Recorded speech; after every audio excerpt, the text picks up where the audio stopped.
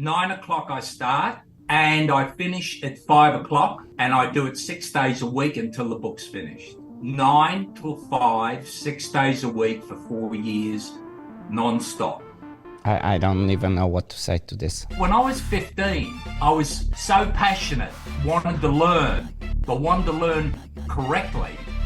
What sort of book would I want if I was now 15 today? What I want is a book that a child can understand what they need at that point in time, but as they grow, the book will grow with them. The book starts with the planet is in ice. The beginning of the breed development is the first carnivore on planet Earth. 30 years ago, they didn't call them German Shepherd dogs, they were called police dogs. That resulted in the German Shepherd dog became the most popular dog in the world. Human beings are fascinated by wild dogs, and particularly the wolf. The primitive aspect of it. Yeah, and the reason for that doesn't need explanation. What's surprising is that we can still have that respect after all these years, coming from almost when we were apes. Yes. It's still there, and we're fascinated by it. My opinion is Canavinau should never have been used for breeding, period. Problem is, at the moment, particularly with the show dogs, they're getting further and further away from the ability to work. At the core of it all is the breed standard. If you don't like what's in the breed standard, you don't like the German Shepherd dog. If someone is new to the breed and they are genuinely, sincerely interested in the German Shepherd dog, then really this is the book they should be buying. Highly recommended. As I said, it's just it's a artwork.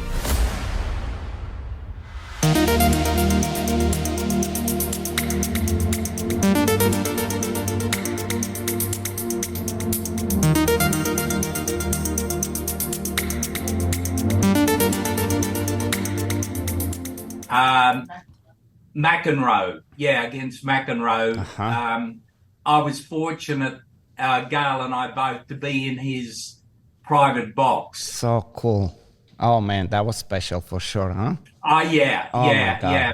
Oh my God. Yeah, and I remember, Ivan, that I wasn't accustomed to that sport or being in that situation with the tennis player. And I remember John McEnroe's trainer sitting beside me, John Roche, okay. sitting beside me. Yeah. And McEnroe hit a really good hit, and everyone clapped. So I clapped. And it was like A little silence. off, right? What did you do? I said, I clapped. He said, you don't clap for the opposition. Oh, that's funny. But, great experience and great guy. And now I think he's really good at golf. Yeah, they all have to do something after. I know Martina Navratilova. Ah, yes. She has they have a dog from me, a Malinois. But that's the world with the dogs, you know. That's the cool thing with the dogs. We meet every type of person we can imagine. People we would never meet. Absolutely. And what is really cool that we meet them on a different level where it's not anything related to their business, or it's just really a very different atmosphere. Talking dogs is always it's something. a level playing field. Yes, exactly right. No one's in charge. Yeah. And like 2 weeks ago, Ivan, for me, you know, I'm sitting signing books, and Gail prepares them, gives me the book. I open it. Okay, who do I sign this to? And here's me signing a book to George Foreman. Of course. How can you not, right? Here's me to my best friend George. It's amazing. Best wishes. Extraordinary, isn't it? He's one of Incredible. the really like the long time diehard, like real German Shepherd man, George Foreman. Yeah, exactly. So a book went to him a couple of weeks ago. Yeah. So I'll make I mean, I guess we already got going, but I'll make the introduction real quick and we see where we take the conversation. Yes. Yeah. You have a very beautiful view behind. So good morning. Thank you. Where are you in Australia? Surfer's paradise. It looks like paradise right behind you. It is. So beautiful. from where we are here, Ivan, at the front of this property is a big river, Nerang River. Boats going up and down, out going to sea. And on the other side, literally 2 minutes walk is the beach. Okay. Is that like what state? Like the Brisbane? Queensland. Queensland, yeah. 40 minutes on a autobahn to Brisbane. Very cool. So it's a good location. Yeah. So when I was setting the room up, you remember I said to you, what do you want the backdrop to be? So what it was, Ivan, there are blinds behind me that I can pull down to the floor. So all you would have is white. But then when I put it, I thought, no, it's not too distracting and it looked too sterile. Yes. No, it's beautiful. I love it. I love it. All right, everybody. So we kind of started the conversation already, but this is Training Without Conflict podcast number 34. And I get to talk to a very interesting and very knowledgeable person when it comes to German Shepherds. Louis Donald, he's from Australia. He got his working judge's license in like 1974. 1978 became the Australian first SV judge. And I believe the youngest at the time SV judge. He's been involved more than 50 years in the dog world and specifically German Shepherd dog. He has an amazing book that I don't even know if I can lift it. It's insane, like what you've done with this. I mean, this is a real treasure. Like this is something that for me, for where I come from, back in Eastern Europe, we would dream, because of lack of internet, we would dream to have any little pamphlet of any information about what's going on with the dogs. And when I'm saying dogs, back at that time, even when you say dogs, you automatically refer to German Shepherd, because that was clearly the most well-organized breeding program with some vision, and that's where the whole popularity became, and that's where we're going to talk about. So I just want to welcome you and thank you for joining me for the conversation. Thank you, Ivan. It's a great pleasure. I'm really looking forward to talking with you. Thank you. So since we started about the book, and I'm going to have so many cool questions because, as I said, I grew up with, so I had a Uran von Wirsteigerland daughter, Yes. Which was very insanely difficult to have because that was communist time. That was the Berlin Wall time. This just cannot just happen like that, you know, having this from the Ziegler, a direct daughter coming to Bulgaria. That's not, and on top of that, me actually being able to. I mean, it was something kind of special at the time. But it came through the Czech Republic and whatever, and so I get to experience that. But this was the time for me where, so I admire your whole ability to have all this data. Like, this is like, I can train dogs, but I breed Malinois for over 40 years, but I would have problems breaking down my own pedigrees.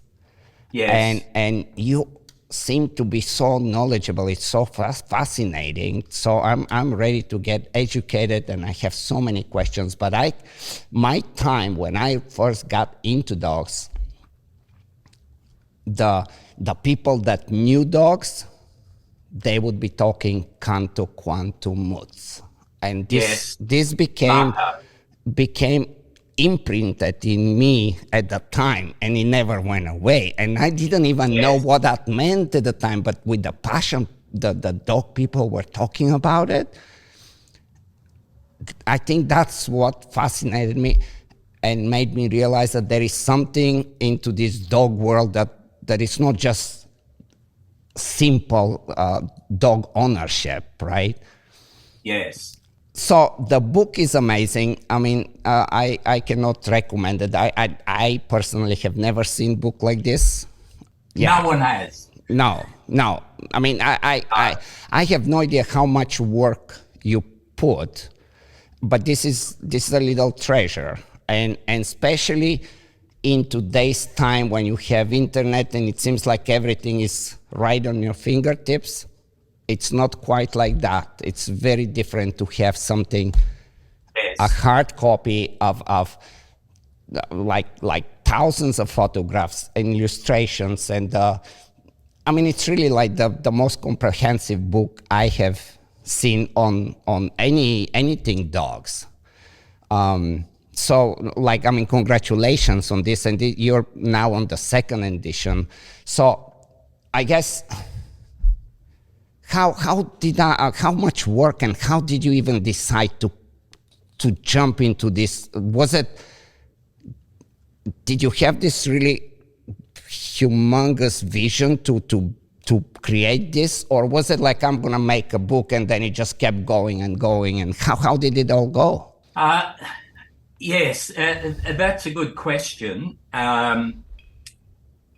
If I go back to the beginning, I guess the earliest seeds, Ivan, for me thinking about writing a book, not surprisingly, as it would be with anyone that's passionate about anything, and they become successful in that endeavor. And I got my first German Shepherd dog when I was 15 years of age. I'm now 76. So that was a long time ago. And I was very fortunate that was a good dog. And I bought his sister. And being 15 years of age, the way I made the money was delivering newspapers at 4 o'clock in the morning. And it would be 4, 5, 6 months, 12 months salary to buy a dog. And I bought that dog's sister. She was the first Seagren in Australia under a German judge. So I started off with very good dogs, and my kennel was very successful. And so, not surprisingly, Ivan, as it would be with anybody, friends would say, "Oh, Louis, you should write a book. You're so successful, etc." And probably a large proportion of people that are involved in dogs and been successful, they would have been propositioned, as it were, by friends, even their mother. You should write a book. So that's where it started. But in my mind, you're dreaming. The idea of writing a book for me was well beyond what I felt my capabilities were. So it was a nice thought. but not something I ever took seriously. And then I used to go to Germany a lot every year for the Sieger show, and this is now going back to around 1980. And I used to stay with Walter Martin of Wiener Kennels. Yeah. And I was very fortunate that I was one of the few people that used to stay with him and his wife in his home and go to the kennels every day, walking with the dogs, having dinner with him, Exactly, etc. having dinner and having this really candid, real conversation. Exactly. This is priceless right there. Exactly. Like his favorite thing, Ivan, was in the afternoon when the kennels were cleaned, we would go to the Miramar sauna, a big lake in Viernheim, and he would go into the sauna, and he liked to have a good tan. Yeah. And during one of those sessions, we were sitting outside at the sauna, and he said, "Louis, you and I need to write a book together." And you can imagine, for me, he's like God. I know. And he's saying to me, I should write a book with him. Says a lot, of course, about our relationship, and more importantly, Ivan, what he thought of me and my understanding of the dogs. That's a big thing. That is definitely. So I said, yes, I'd like to do that, but that would mean moving to Germany to write the book. I had 2 kids, but we looked at a kennel in the Viernheim conclave for me to buy, but it all turned out logistically too difficult, kids schooling, etc. And all that happened, he did then buy a book and wrote notes for the book to give to me, because the basis of it was, for Walter, I did the work. He did the managing. Had that thing, yeah. I did the work. So he wrote notes for me, and quite a few of the things he wrote are in the book. And then he passed away, of course, prematurely. That was the end of it. And then about 6 years ago, I was in Italy at the Italian Sieger show, and a very good friend of mine, and also a dedicated lady to the breed in England, Wendy Stevens, who then owned Arden Grange Dog Food. Wendy said to me, "Louis, you need to write a book. The book could be a legacy to both of us and to yourself, but more importantly, I've gained a lot, benefited a lot in my association with dogs, in so much as friends and the dogs and so on themselves. And it'd be great if you actually did this." And then 72 years of age, you're running out of time. And with her support, financially, that allowed me to seriously consider it. And so I said, right, I'll write a book on the German Shepherd dog. And I said, what should the title be? She said, well, it needs to be a book that covers absolutely everything across the whole spectrum. I get goosebumps just listening to this, because that's already an insane pressure, because this is an endless work. I mean, what you guys did, this is off the roof, off the charts. And I've never written a book. Oof. To me, anyone that writes a book has got to be really smart, right? Really smart. And in my head, I'm not that smart. But of course, I've got dog books, and I've got an idea of what it means in that broader context. And I said, okay, so you want me to write a book? The definitive German Shepherd dog covers everything. And it does cover everything for everybody that is watching this. Like, it truly covers everything from from like wolf all the way to locomotion and movement and dogs from 1899 to the 21 or 2 and East German dogs and all the conformation. I mean, like when he says everything, it really is everything. It's insane. Like, it's insane. And yes, and of course, if you think about it, Ivan, you imagine you and I sitting talking, and you're the one that is proposing it to me and allowing it to happen. And you say, Louis, it needs to cover everything. Over to you. What does that mean? And so with that, okay, I'll do it. And Wendy wanted me to complete it in 12 months. Wow. To coincide with a large show in England, anniversary show. So I sat down, gave some thought to how I might do it, and made a decision that I would have Christmas holiday because it was late in the year then. I'll have Christmas holidays, fly fishing in Tasmania with my friends. And on the 5th of January at 9 a.m., I start the book. And because I have a management background with large companies, with a lot of employees, I'm highly disciplined. You had the discipline. I was going to say that. Yes. So I knew without discipline, nothing happens. Just blah, blah, blah, blah. Correct. So 9 o'clock I start. That's luxury for me. I was used to starting at 7 a.m. and I'd retired. That's important, of course. I'd retired. And I finish at 5 o'clock, and I do it 6 days a week until the book's finished. Yeah. From 5 till 6, I play my guitars. So the book took almost 4 years to write, full time, 9 till 5, 6 days a week for 4 years, non-stop.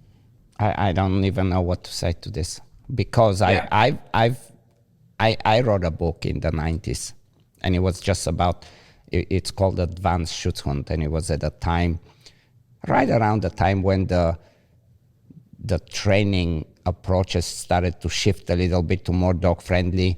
So yes, I designed it a little bit of more of a program that reflected to that. I don't know, maybe it's 200, maybe max 300 pages maximum. Which is the normal good sized book, isn't it? Yeah. I think I quit at least 3 times as I was doing it. I was like, so I have like utmost admiration. Like, I'm absolutely mind blown of the work that you put in this. And you know, that's legacy. I mean, that's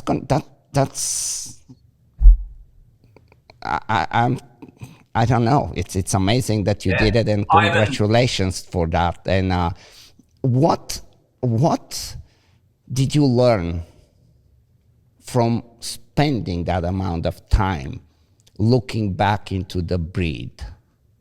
Because that's a special time. I think anybody that decides to write a book, even if the book never gets published, you sit down with your thoughts, and you're deeply into something of interest to you. Yes. And I'm sure you finding things that have been always there, but you never brought them out to yourself. Yeah. Ivan, you know, the thing that we hear all the time in dogs is the cliche, you're never too old to learn more, right? We hear it all the time. And the truth is 90% of people, including judges who say that, don't believe it. They believe they know everything that needs to be written. But it's nice to say, I'm always learning. With me, if I quantified it, so here's me writing the book, and I'm recognized as an authority in the breed. People are looking to me as the senior judge, Oh.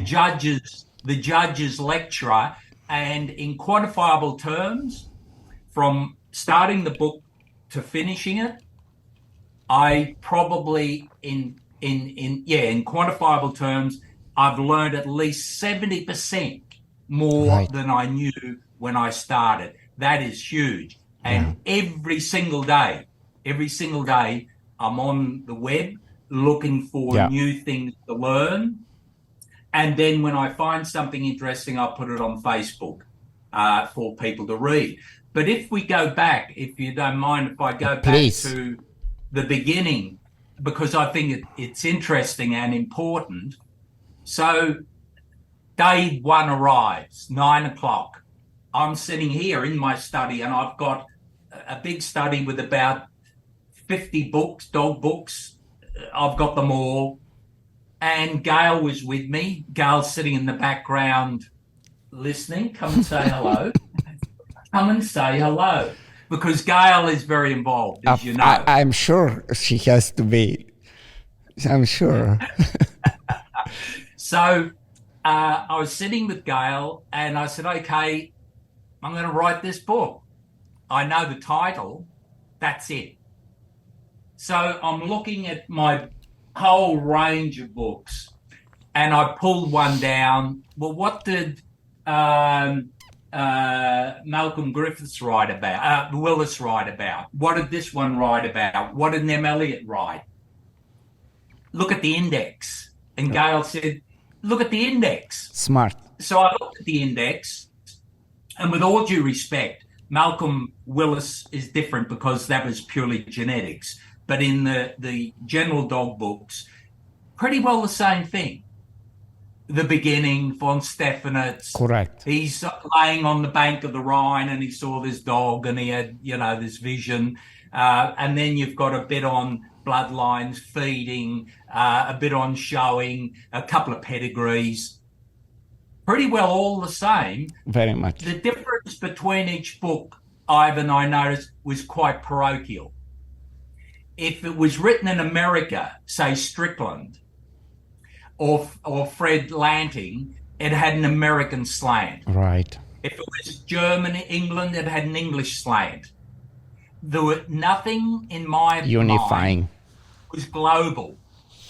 But that's the way it was back then. It was English, German, American. Yes. Throw stones at each other. Their dogs are terrible. My dog's beautiful. The segregation now, particularly my interest in the WSV, as you saw in Lerma in Spain, is the universal German Shepherd dog. There's one breed standard. Now, if you have a preference to an exaggerated style, that's cool for you. If you prefer a dog that's for working and is a bit drier and less angulated, good for you. But don't try to split the breed into pieces. For me, it's one breed with different styles to reflect different functions. And so I concluded that what was written, I wasn't going to write another Me Too book. It's all been said 1,000 times, just with a parochial slant. So what I need to do is do something a bit different. So the first thing is, definitive means I'm putting a lot more material than anybody else has.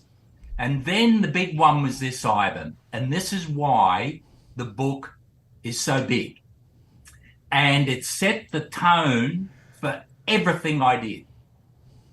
I reflected back when I was 15 and I wanted to learn about German Shepherd dogs. And so I'll buy a book. And just out of interest, my prized possession was a slug gun. And I sold the slug gun to buy the book, an American book, a good book, quite a good book, but very general. I reflected back on that. I thought when I was 15, I was so passionate, wanted to learn, but wanted to learn correctly. What sort of book would I want if I was now 15 today, a young child? I'd want a book that I could, if I was passionate, and in my mind, that passion is I'm going to be a judge. Maybe I'm going to be the best judge in the world. I'm going to be the president of the SV. If that is an ambition that a young child had, which is great, what I want is a book that a child can understand what they need at that point in time, but as they grow and their interest grows and their ability to comprehend technical issues grows, the book will grow with them. Correct. And so this is a book for a child that they will still be reading and using as a reference when they're my age. Very true. That's one bit. The other end of the spectrum is I want a book that a world breed expert, a Lothar Quoll, a Ben Weber would want to buy because it would give them what they want in lecturing and so on. And also, and this is perhaps could be taken the wrong way, they would learn things that they didn't know, shock horror. When I say that, things they didn't know, at that time, it was things I didn't know either. Mm-hmm. But my research, my reading of papers from scientists would give me that information. And the best example of the spectrum covering a child, Ivan, the hardest bit was the locomotion chapter. So when I was writing the locomotion chapter, the technical bit, how much energy is used, breaths per beat, etc., not a problem. I can handle that. But how do I explain to a child how a dog with 4 legs walks, trots, and gallops? How do I do that? And the idea of how I would do it came about watching a child's movie like Lion King. And I said to Gal, we need an animator because animators can take sticks and make them work. So they know how the joints, how everything works like no one else. And so I contacted one of the leading animators in the world. Wow. And he worked with me and wrote that chapter, which starts with, if a dog walked on sticks, this is what would happen. Now we're going to add another 2 legs to it, but now it's got to be bendy. And that's how that started. But that expanded the book a lot, Ivan, because really I was writing for 2 demographics. And I remember when I asked Andrew Brace, who's one of the top bull bridge judges in the world and in England, wrote a very good book himself. And I said, Andrew, I'm going to write a book to satisfy a child to the world's expert. He said, Louis, good luck with that. No kidding. I tell you, So when the book came, I saw it. That was just the initial concept, Ivan. So now I've got the concept. It covers everything. It must be suitable for a child through to the world's leading expert.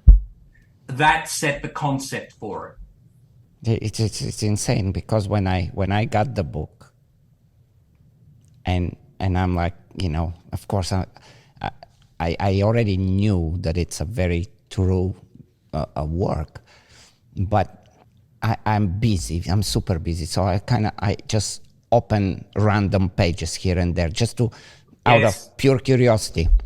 It'd take a year to read it. Probably. Guess what? 3 hours later, I'm like, I need to stop. I have things to do. That's wonderful. Wonderful.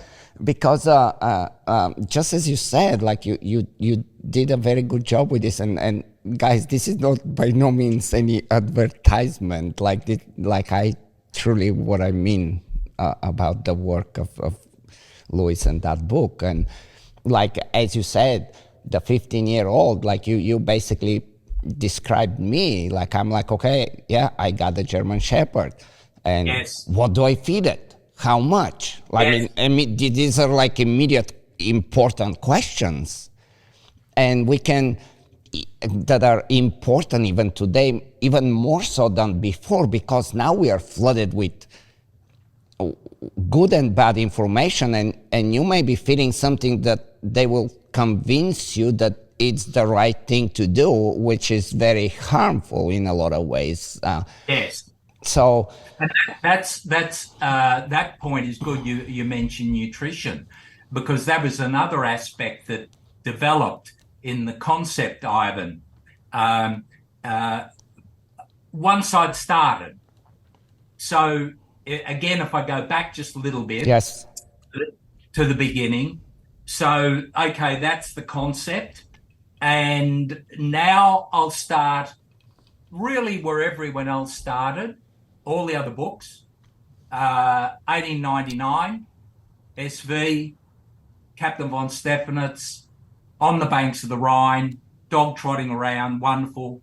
I'm going to create the super German Shepherd dog. And that's where they all start. yes, That's the beginning. That's where I'll start. But because I'm well known, Ivan, for being someone who loves telling a story, and I often get criticized because Louis never shuts up. It's like, see that microphone? Love that, right? That's one of my favorite things. So for most dog people, it's don't let Louis near a microphone. And to me, I like stories and analogies because they're memorable. yes, And I don't believe in the approach of, if I tell you, then it must be true. Don't question what I've told you. I'll tell you what I think and explain why I'm saying it. And then you use your own intelligence to work out whether you think it's correct or not. So I'll start with von Stephanitz laying on the banks of the Rhine and having his vision, his epiphany. So I did that. And then, and I knew, because I felt what I want, and I said this in the book, is the way I'll write the book is that it's an interesting journey and a story. And the biggest, heaviest aspect in that regard, Ivan, of making something interesting is the breed's development 1899 to now, 130 years of development. I've got books that people have written just on that. right, The whole 130 years, bloodlines, pedigrees, whatever. I got their book. I got the book. It took me an hour to read it. And it was mind-numbing. The same stuff over and over and blah, blah, blah, blah. And there was Freddie and Jim and John and blah, blah. So I thought, how do I make it interesting that people will want to read it? I have to have a storyline through it. And so I started with 1899, the first dog, and then working through it, developing through it, von Stephanitz's work. I went into a lot of German magazines, a lot of books, and found stories. For example, and this is what's filtered all the way through it to make it interesting. One story that comes to mind, a particular dog that von Stephanitz wanted to be Seeger, but character was important at that, particularly important at that time. And so he rang, and this is in the book. So the story is, he rings the owner of the dog, tells him to bring the dog to his kennels in Grafrath so he can assess the dog's character before the Seeger show. And if his character's up to it, he'll be the Seeger. So the dog and the owner arrive. And I say, this is part of the way the whole book is written. So it's not just, here's the dog, he was the Seeger, here's his pedigree, blah, blah, next one. So the dog arrives. Von Stephanitz, of course, is a cavalry captain, horseman. Mm-hmm. So he has his riding area there. Von Stephanitz tells the owner to put the dog into a down position at the other end of the arena. off the lead and walk away. Von Stephanitz gets on his horse, rides the horse, charges the horse toward the dog. As the horse passes the dog jumped up and grabbed the horse by the neck. Von Stephanitz hit the dog on the head to make him drop off, and he did. And he said, perfect. Okay. And he made him the figure. Now, for today, of course, this environment, people would be shocked by that. But if you go back to that period, you can understand it more, what the dogs were doing then. But the issue here, Ivan, I think, is more to do with, there's the story. Correct. As opposed to Correct. Fred Seeger, 1908, here's his photo, next. That's Correct. very different, isn't it? And so in the beginning, I say that the way I want the book to be in that early part is like you're in a time machine. Sitting in that time machine, the wheels start spinning, and I wanted to write it as though you were sitting in the time machine, watching it all go by. That's how I wrote it. You did it. You really did it. Yeah. And then something I didn't think about, Ivan, was how would I grow and develop as a writer? I didn't think about that. It never occurred to me that Louis Donald would have a particular style and interest that Louis Donald doesn't even know yet. Correct. Never occurred to me. And this is what happened. And this had a big impact on the book that I think is very positive, Ivan. So I complete the Von Stephanitz on the Rhine, and the dogs came from different regions of Germany, the stuff we've all heard before, right? Swabia, with the one with the soft ear, one with the curly tail, blah, blah. Then for me, and this now is me coming forward, my personality and character, which I didn't know. So where did those dogs come from? Where did that Swabian dog come from? And the Thuringian dog? Where did they come from? So I did research on that, most of it in German, so I had to get it translated. Wow. And that eventually, of course, goes back to early herding dogs in Germany, which we know about. I do all that. These are the main ones. And photos of them. That's why there's, I think, 750 photographs. Then for me, it's, but where did they come from? So they came from the grey wolf. Great. So where did the grey wolf come from? Antarctica region and across the Bering Sea, when you could go across it into North America. And they're the grey wolves. Great. I do all that. Then in my head, so where did the grey wolves come from? And that's why the beginning of the chapter of breed development starts with a little tiny ferrety animal, the Viverati, that was the first carnivore teeth. So the book starts with the planet is in ice, the melt, animals come forward, and the book starts, the beginning of the breed development is the first carnivore on planet Earth. And that worked all the way through, Ivan. Eyes. We've all got it. Eyes are almond-shaped, dark, blah, blah. I do that.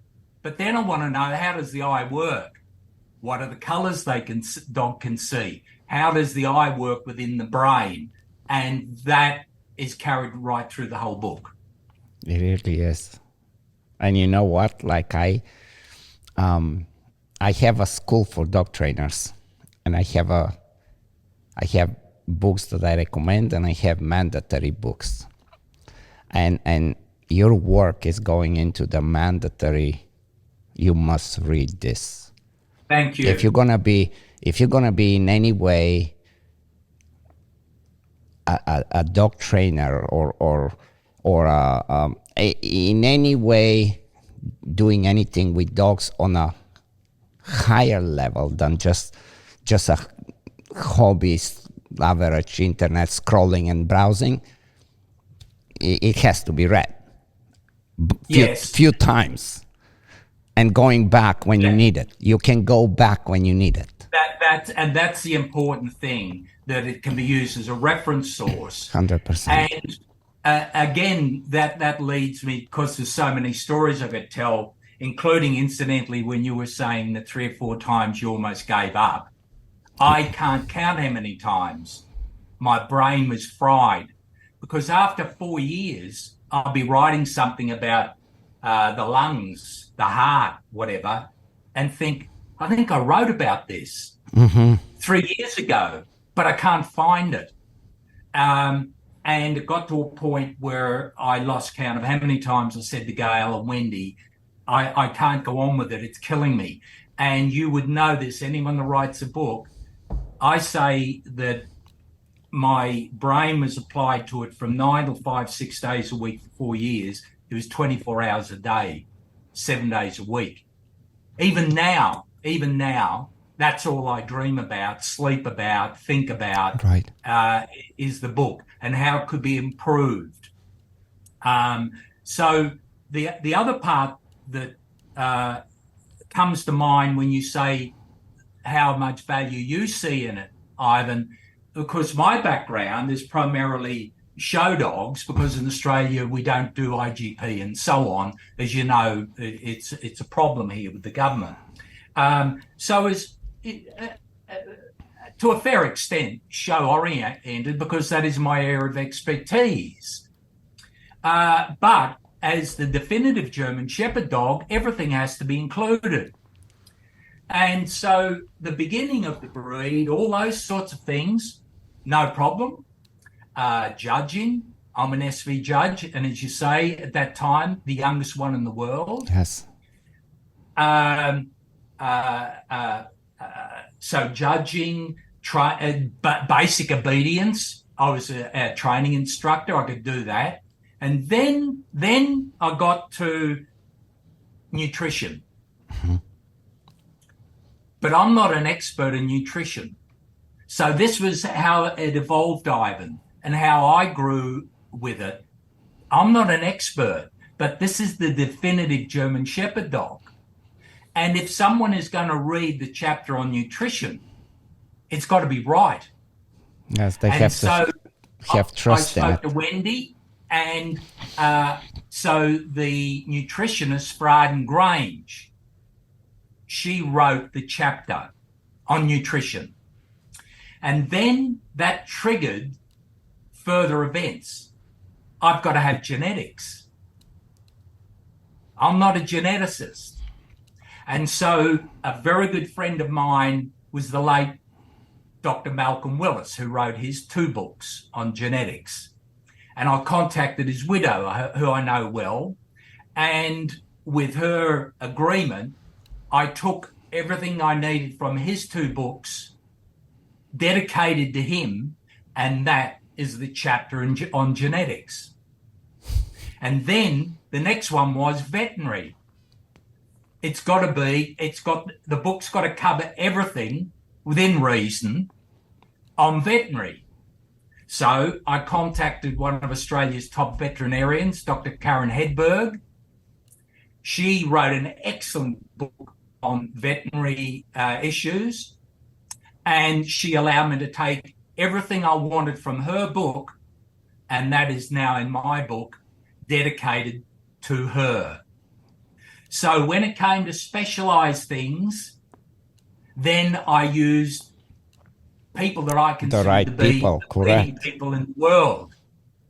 When I got to IGP, that was particularly difficult because I don't have any friends really in IGP. Mm-hmm. There's very little experience here. So I had to go overseas, including getting photographs. And so I went to Brian Ajani in America. Yes. And he gave me his photographs. And incidentally, through his recommendation, we sold about 150 books just through his recommendation. And so one of the things that evolved from that expertise in each area that I didn't expect, Ivan, me initially, it's most of the sales that go to show dog people. At this point, 80% of all sales have gone to IGP, obedience, service, police dog, family owners. Right. That is where most of the books are going. Yeah, I mean, it's like it's for sure. Like you can tell, like even you really see it in the book that there is a lot of contribution from different experts on their own field, and it's the only way. If it, as you said, it's gonna be the definitive. It cannot be any other way, and it's a I mean crazy project, and you accomplished it. And Brian, I mean, like you, I guess this was the cool thing about living in today's time where internet is available and we can get in touch with people that even we don't know. And I mean, Brian is also, I mean, the pictures of like all the illustrations, all the, just as you said, I mean, everything is beautiful about the book. It's hard to say anything to criticize it. One of the most difficult things that evolved was that I pictured a dog's head on the cover.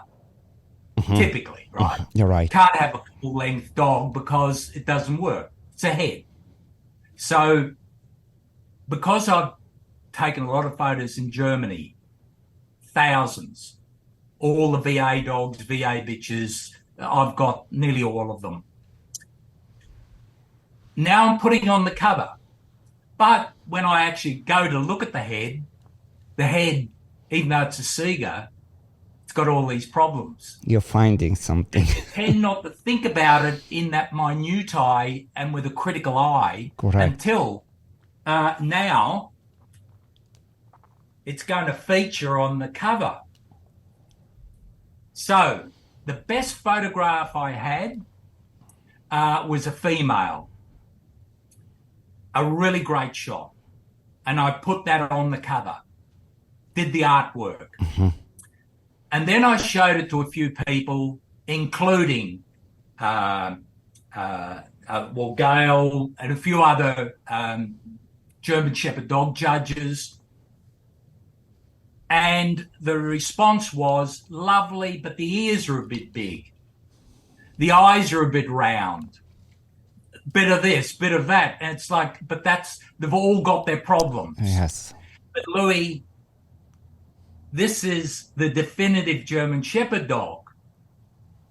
And no matter you put inside the cover, this is a photo of a real animal, people aren't going to read that. It's Louis Donald is saying this is a great head. Look at its ears, look at its eyes, whatever. Look at its lips. And so I concluded that what I needed to do was contract someone that I consider to be one of the leading artists, dog artists in the world, to paint my ideal German Shepherd dog head. And so I contacted a lady in Canada, Colette Theriault, who's one of the top animal artists in the world. And I sent her 11 of the best German Shepherd dog heads that I'd personally photographed in Germany. 8 of those were Seegers and Siegerins. And from that, the head that you see there is a collage of 11 of the best German dog heads that I could find. That is it. Incredible. Then Ivan, of course, I get to the next bit, where I've got to show an example of what I consider to be the ideal, as per the standard, German Shepherd dog in total. Mm-hmm.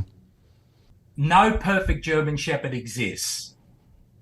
And to be honest, in my opinion, we had German Shepherd dogs in Germany that were closer to the breed standard, more of them 20 years ago than we have today. So now I have to construct the ideal German Shepherd dog from the breed standard, not what I like, not what you like. And so I put all that together and gave it to Colette, and she produced the painting, which is my painting of what I consider to be the breed standard's ideal German Shepherd dog, and that's in the book. How is it that the German Shepherd became the dog of the world at that time? Yes. What caused that? Because I mean, again, as a Malinois breeder, I know Malinois, well, not Malinois, but the Belgian Shepherd Club was a little bit like maybe 15 years or whatever before the German Shepherd started. But somehow everybody from day one got so intrigued by the German Shepherd dog at the time. And it's still how it is. Yeah. That's a very good question. I think the basis of it, of the question, or the answer to the question, has to be, if we go back to that early period when the breed was created, which was 1899, but 1900. And the breed, pedigree dogs had become very popular in England, and that is where pedigree dogs first started. So the first pedigree dog in the world started in England. Not surprisingly, it was a gun dog, because gun dogs were so popular. And they would have gun dog shows, and then other breeds developed. And what kicked it along, so this is digressing a little bit, then we'll go to Germany. Sure. What kicked it along was when the dog fighting was very popular in England, and the government outlawed dog fights. And so all these people that had dogs that used to fight, or you could almost relate to dog shows, right? But they were fighting dogs. Yes. What do we do now? What are we going to do now?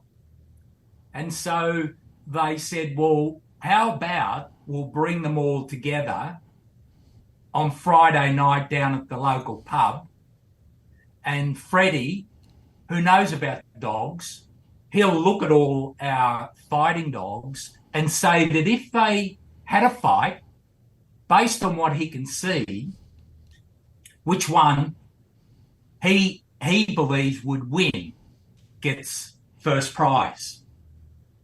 And that's how it all started in England, really, from opening out into a broader spectrum, from dogs that were used for the gun, the dogs that were used for dog fights, developing and broadening out into that broader field.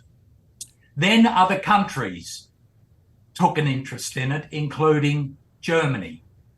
So von Stephanitz, Captain von Stephanitz, who created the breed, as you know, he took all his initial information from England.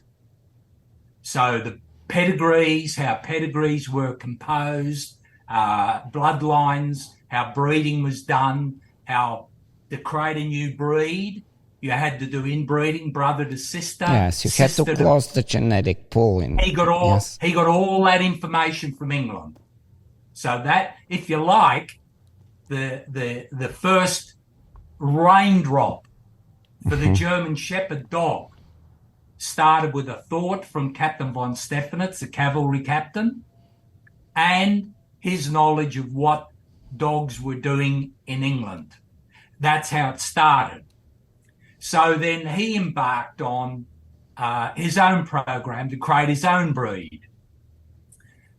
At that time, because dog sport, fighting, and so on had been banned, that became a very popular pastime for a lot of people. In the beginning, only the wealthy. If you look at photographs from those early periods, Ivan, the women are actually look like what are now dressing gowns. Yes, they're like the men very, in suits yes. with hats. It was for the wealthy and the privileged. That's how it started. Von Stephanitz came from the privileged class. And in fact, von Stephanitz's book has a number of things in there that are quite racist. He was the privileged class. So von Stephanitz came into the creation of a breed when other breeds were being created, and it was becoming very popular worldwide.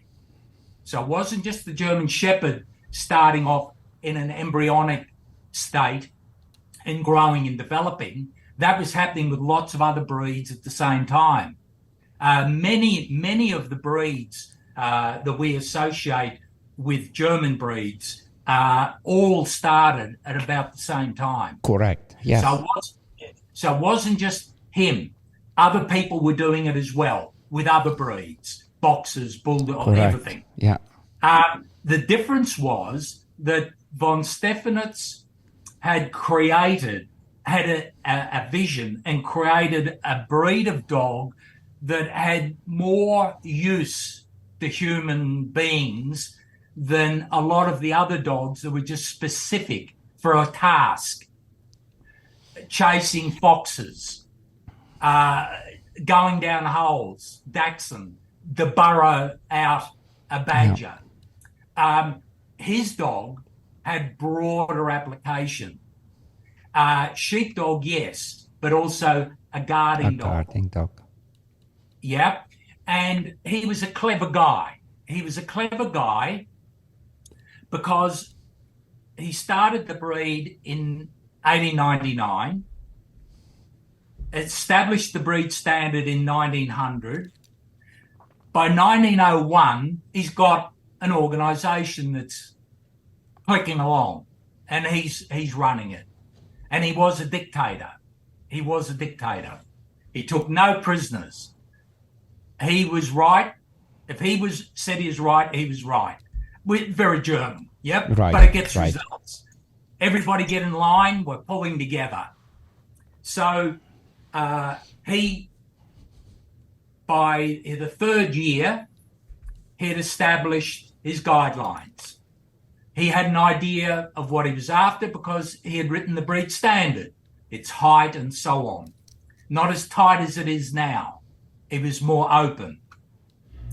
But in the fourth year, he was very astute and clever. He realized the only way that he could make his breed of dog, the super dog, a truly super dog and more popular, is if he could convince the police to take the dog on as a police dog. Initially, they knocked him back. They said, no. They had Great Danes and things like that, I think. But he convinced them that they should try the German Shepherd dog as a police dog. Hugely successful. And as you know, there was a period, even in England, 30 years ago, they didn't call them German Shepherd dogs. They were called police dogs. Right. In America, police dogs. So that, if you like, von Stephanitz had fired his cannon and the shell was coming out at a good rate. When he decided it needed an extra boost, he brought the police into it and it took off. It took off from there. And because he was so good at organizing, that was his skill because of his background as a cavalry captain. He was able to keep the organization tight and see it grow. And of course, eventually, to get back to your question or your comment at the beginning, that resulted in the German Shepherd dog, or as it was in England in those days, Alsatian, and that's another story, right? Became numerically the most popular dog in the world. But what you need to keep in mind, Ivan, is all the other breeds were moving along with it. German Shepherd was the biggest one because it had more use. And it's more attractive because underneath it, I think human beings are fascinated by wild dogs, and particularly the wolf. The primitive aspect of it. There is something. It's like as a human being, and now we're getting into a pretty heavy area, right? But as a human being, and I've read material on this, that as a human being, we have inherently, at a subconscious level, right, huge respect for wolves. And the reason for that doesn't need explanation. What's surprising is that we could still have that respect after all these years, coming from almost when we were apes. Yes. It's still there, and we're fascinated by it. And that had huge appeal. Von Stephanitz knew that, but he had a problem. And the problem was that whilst we as human beings have a regard and a fascination for wolves, pricked ears, as opposed to passivity. Passive is flop ears. So we're drawn to that. Yes. The intelligence it brings forward. We're fascinated by it and the stories of wolves. So that's great. But what von Stephanitz learned very quickly was there's also a side of that creates fear in people. They'll bite you. If you corner them, they'll attack you. So what he wanted, and this was a fascinating thing that a journey I went through in learning about his early days. And a lot of it came from material his daughter wrote, Hertha von Stephanitz, that isn't available generally, and it's all in German. That von Stephanitz wanted all those attractive elements, pricked ears, the things that a wolf had. But he knew that there are elements that human beings fear. Therefore, he has to remove them from the equation. And he did that. So, if you have a look at the ears on a German Shepherd, are twice the size of a wolf. The eyes are dark. Breed standard says the eyes are dark as possible. A wolf has yellow eyes. Correct. So, if you have two German Shepherd dogs walk up to you, Ivan, and one's got yellow eyes and one's got dark eyes, and I say to you, your choice which one you pat. Yes, very true. There's no question you about it. You won't be patting the one with the yellow eyes. Yes, that's just within you. Yeah. Within you.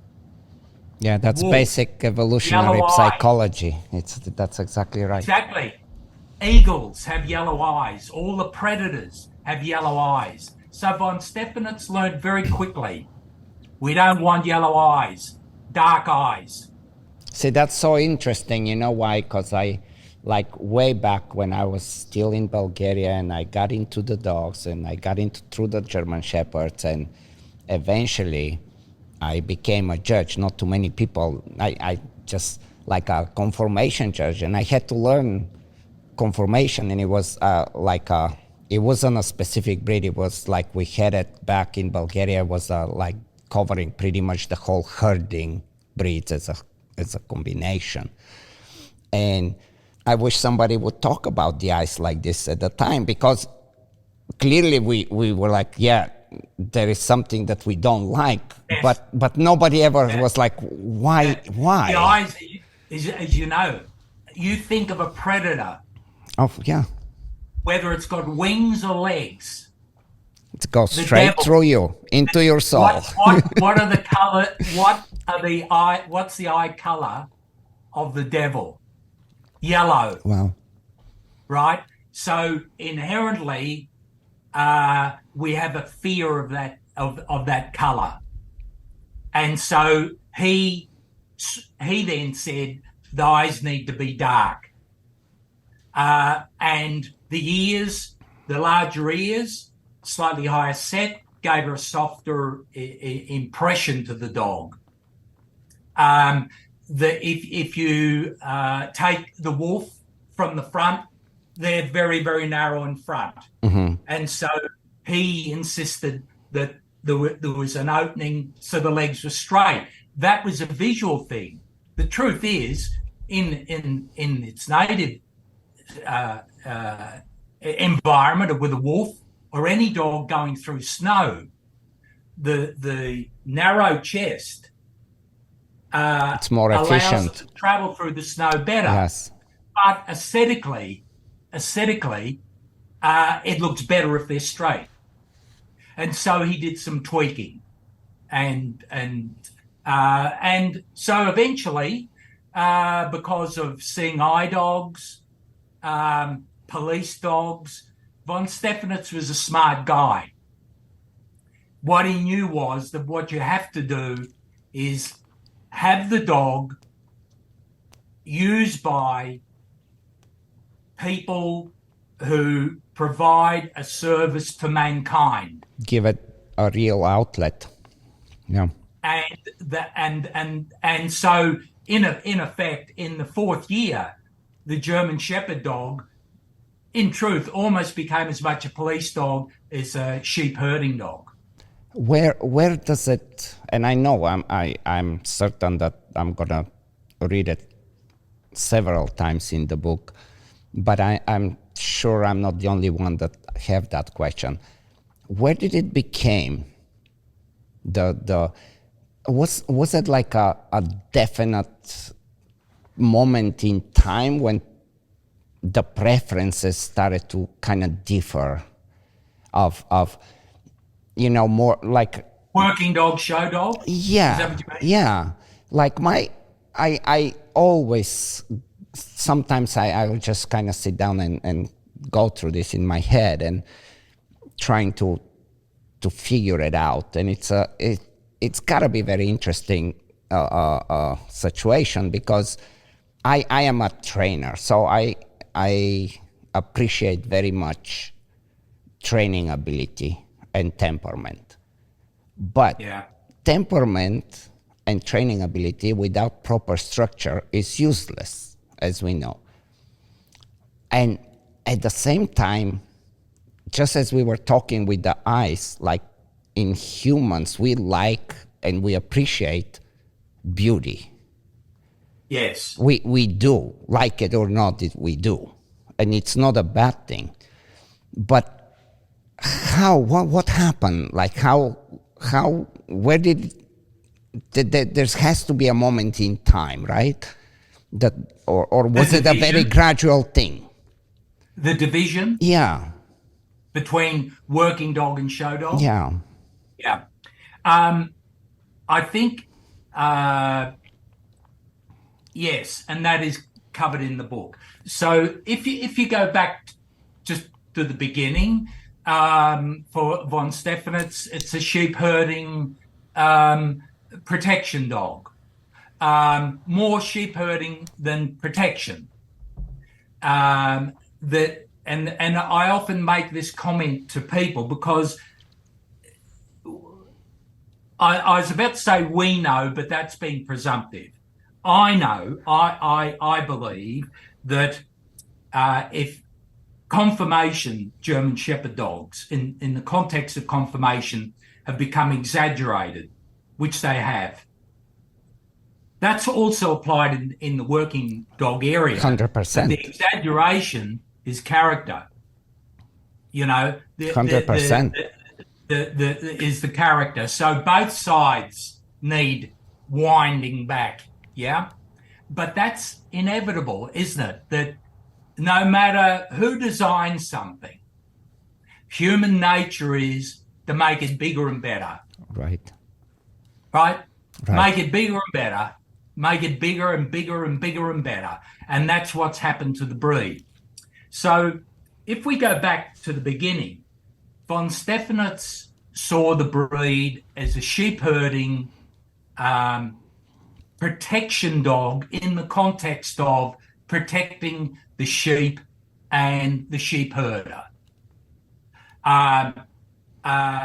Not necessarily, not as a police dog, which it evolved to, but in the beginning, it was a sheep herding, tending sheep herding dog with protective instincts.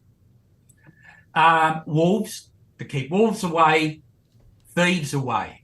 That was really it. Right. That's what they were for.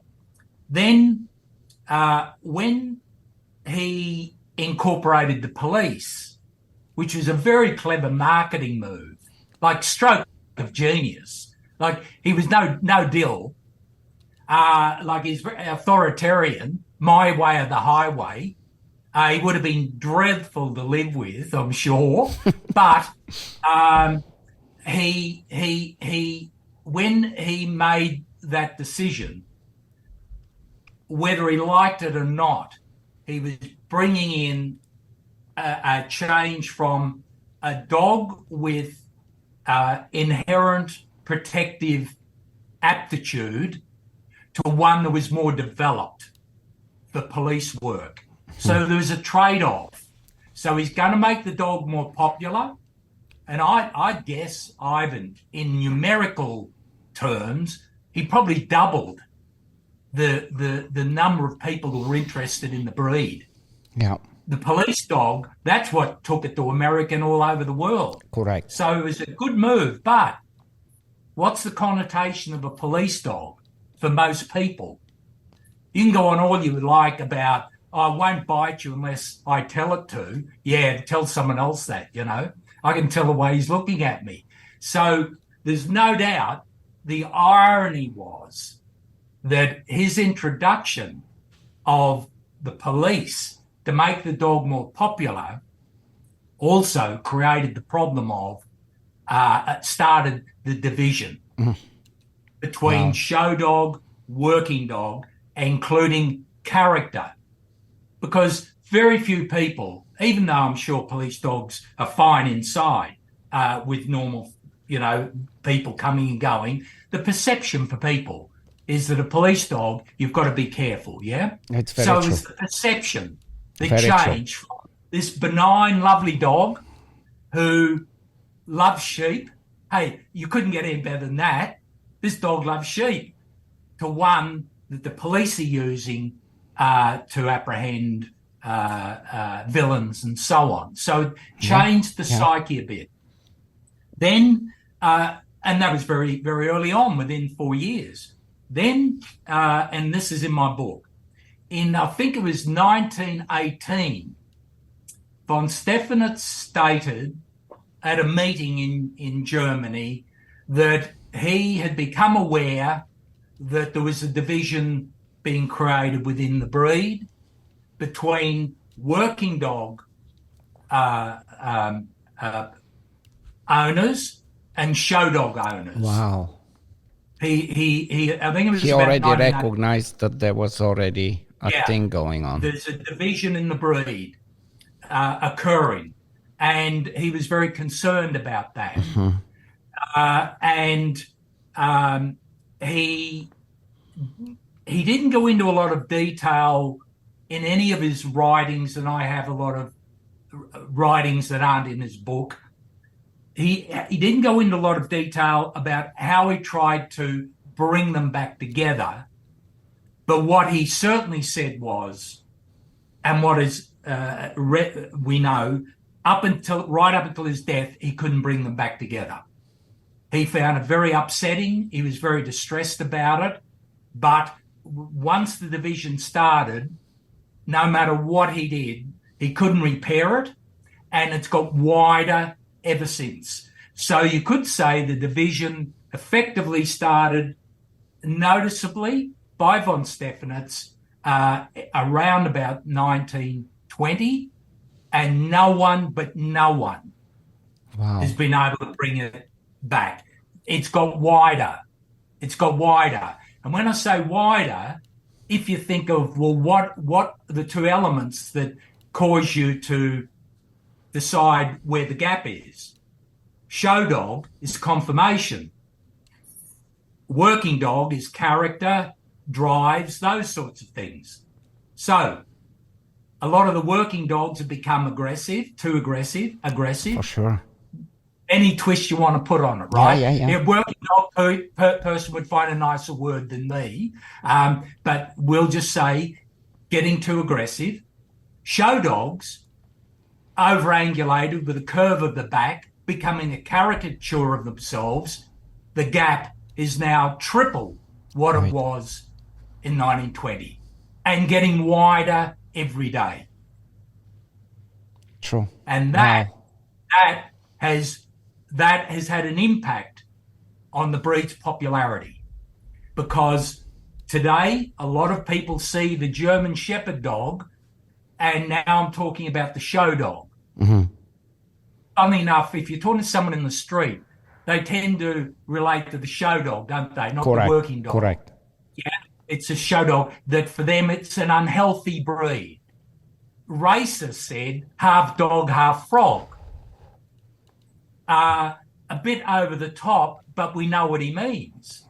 Professor Messler used that analogy, including a painting of a half dog, half frog in Lerma. And we know that the dogs are becoming overangulated, they're unsound behind, and their character, in my opinion, show dog character, is also diminishing, as much as the other side is increasing in the context of aggression. Correct. So the divide is getting wider and wider and wider. That was a challenge for me, Ivan. I wanted to write a book that wasn't prejudicial, that wasn't judgmental, that saw everybody's side. Yeah. The dog, and I might get Gail. Gail, can you just grab me my dog, the image? So the dog, Ivan, when I was writing the book and I got to the chapter of anatomy, I thought, wouldn't it be great if I could actually create my interpretation of the ideal German Shepherd dog? Mm-hmm. Now, because the proportions shorter and longer in the middle, in that central position, wouldn't it be great if I could get a painting done that was so good it was lifelike?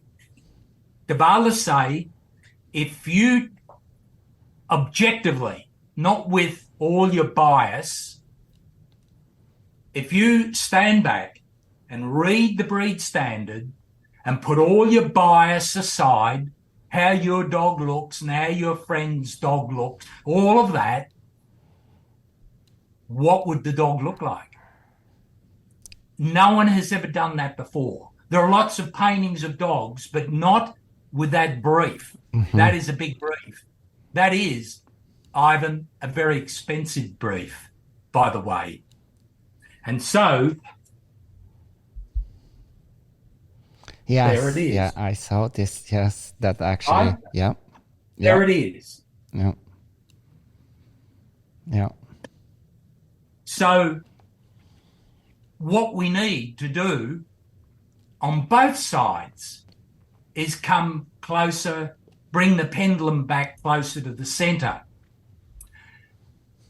I'm not sure that in the show dog area in Germany that that's possible, because I think that the people in Germany that are involved in the show scene, judges and successful exhibitors, are so used to the style that they've got, which is exaggerated style. Right.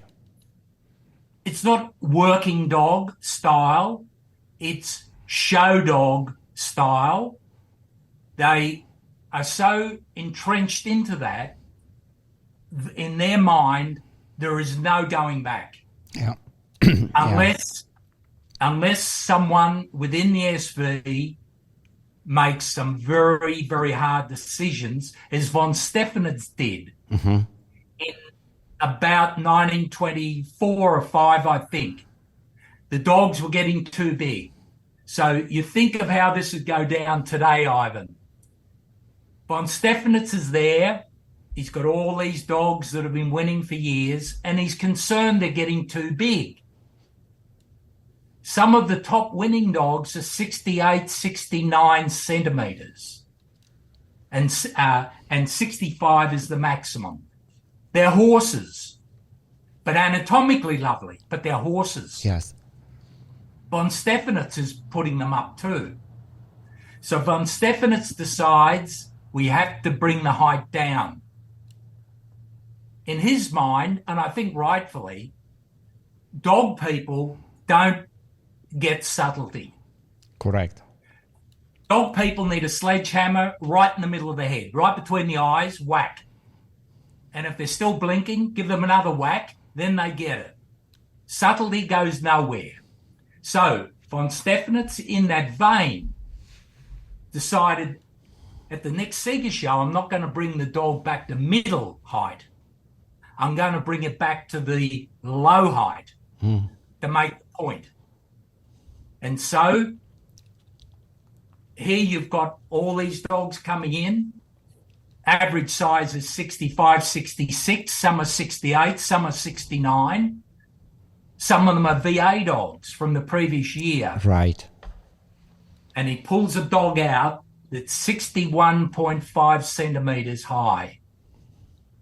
In that company, it would look like a dwarf. Right. And he made That's fascinating, because this particular problem, it's a problem today too, like controlling the height. This is an ongoing thing since I didn't know. Correct. And so no subtlety, no, as it is now. This is what I hear all the time, Ivan. It takes time. Why don't you fix it? It takes time. What these senior people are saying is, I'm not going to do it. The bloke behind me can do it. I'll set the groundwork. I'll leave it to someone else.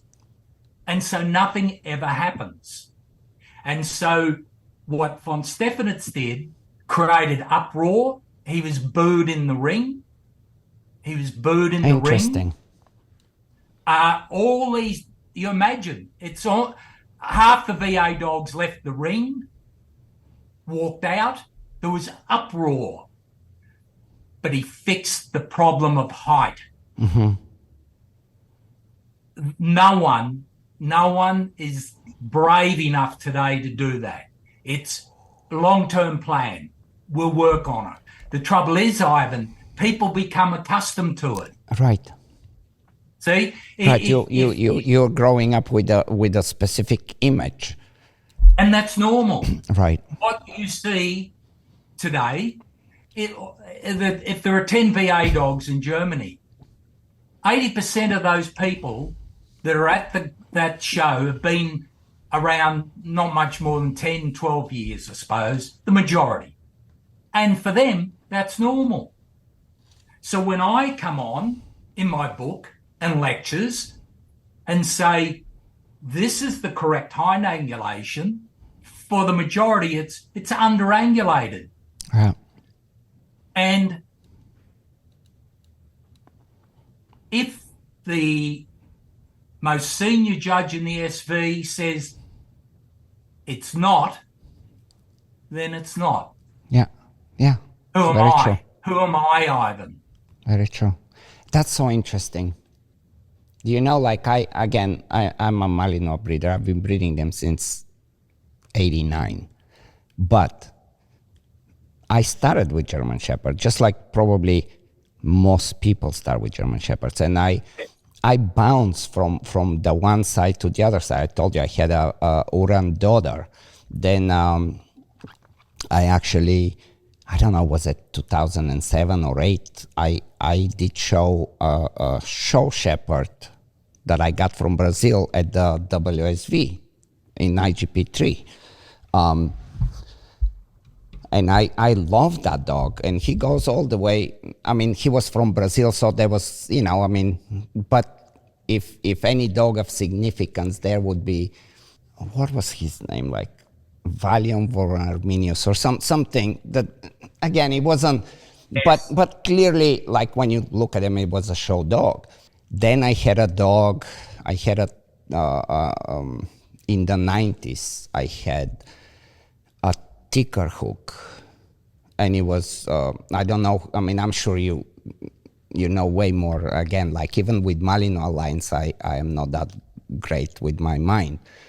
But it was Yoshi and Troll, and like it was a very interesting working dog line, and ended up having back problems, which in the 90s started to become we started to Yes. see more and more of it. But with the Malinois, something interesting happened in Germany. They had that, they decided to have a quorum, a breed test, right, for everybody that doesn't know what.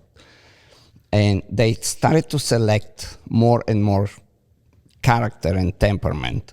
Within very short time, the Malinois became very different in Germany than Yes. what Belgian dogs look like. They become very, how to say it, like a thin nerves, like very reactive, very Yes. impulsive, like not, you know, again, edge, like when you on do edge. that pendulum, when you breed for beauty and conformation and you're pushing it too far, you definitely, as you said, you can push it, and they did push it that far to where character became very twitchy. And pretty, you know, it took them probably 10, 15 years, and now they're trying to, they realize that there has to be, we have to come back to something. We cannot go and go and go. It's going to break. Will be a break Yes. point. But what was interesting, and I think this is a very cool thing about dogs, and in most of the, like the lifespan of the dog, we all wish that it's longer, right? But at the same time, because it's so short, we can, within few generations, we can set it back. We can reset it if we want to. Yes. If we collectively come to some decision, it is possible.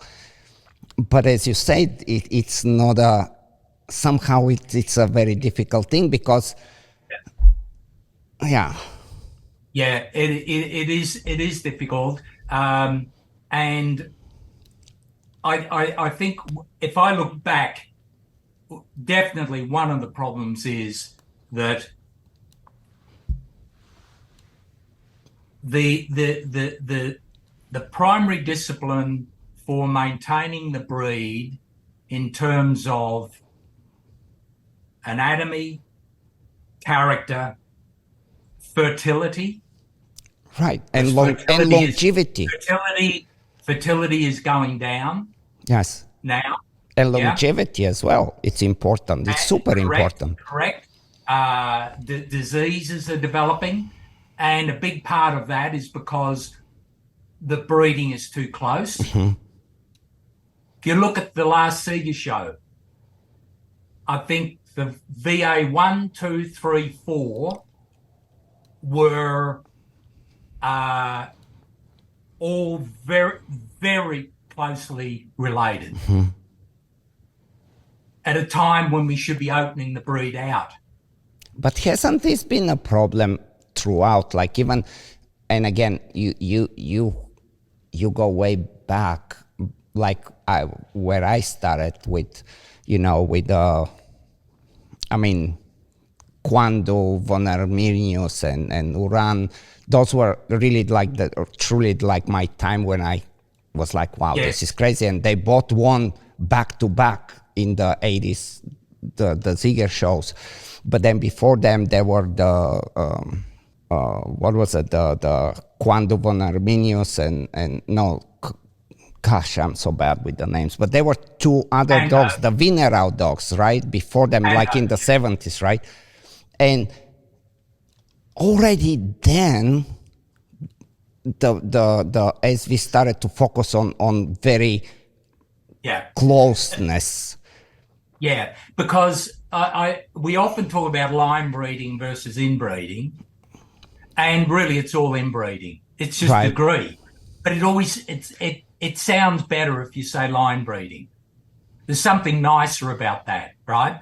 Otherwise, it's a bit incestuous. Right. It starts to think of like the kings and exactly, because we'll end up with three noses and mutants. Things like that. Yes. Yeah.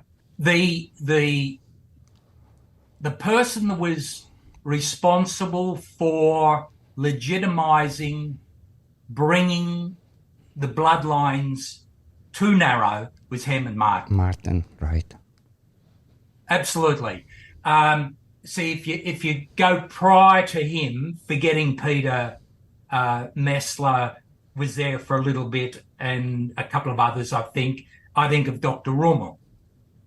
And Dr. Rummel was like the old guard, Funk and so on. Everything's long-term vision, the von Stephanitz principles maintained, which included having some open breeding. So you had Mutz, Canto, Quanto, Marco.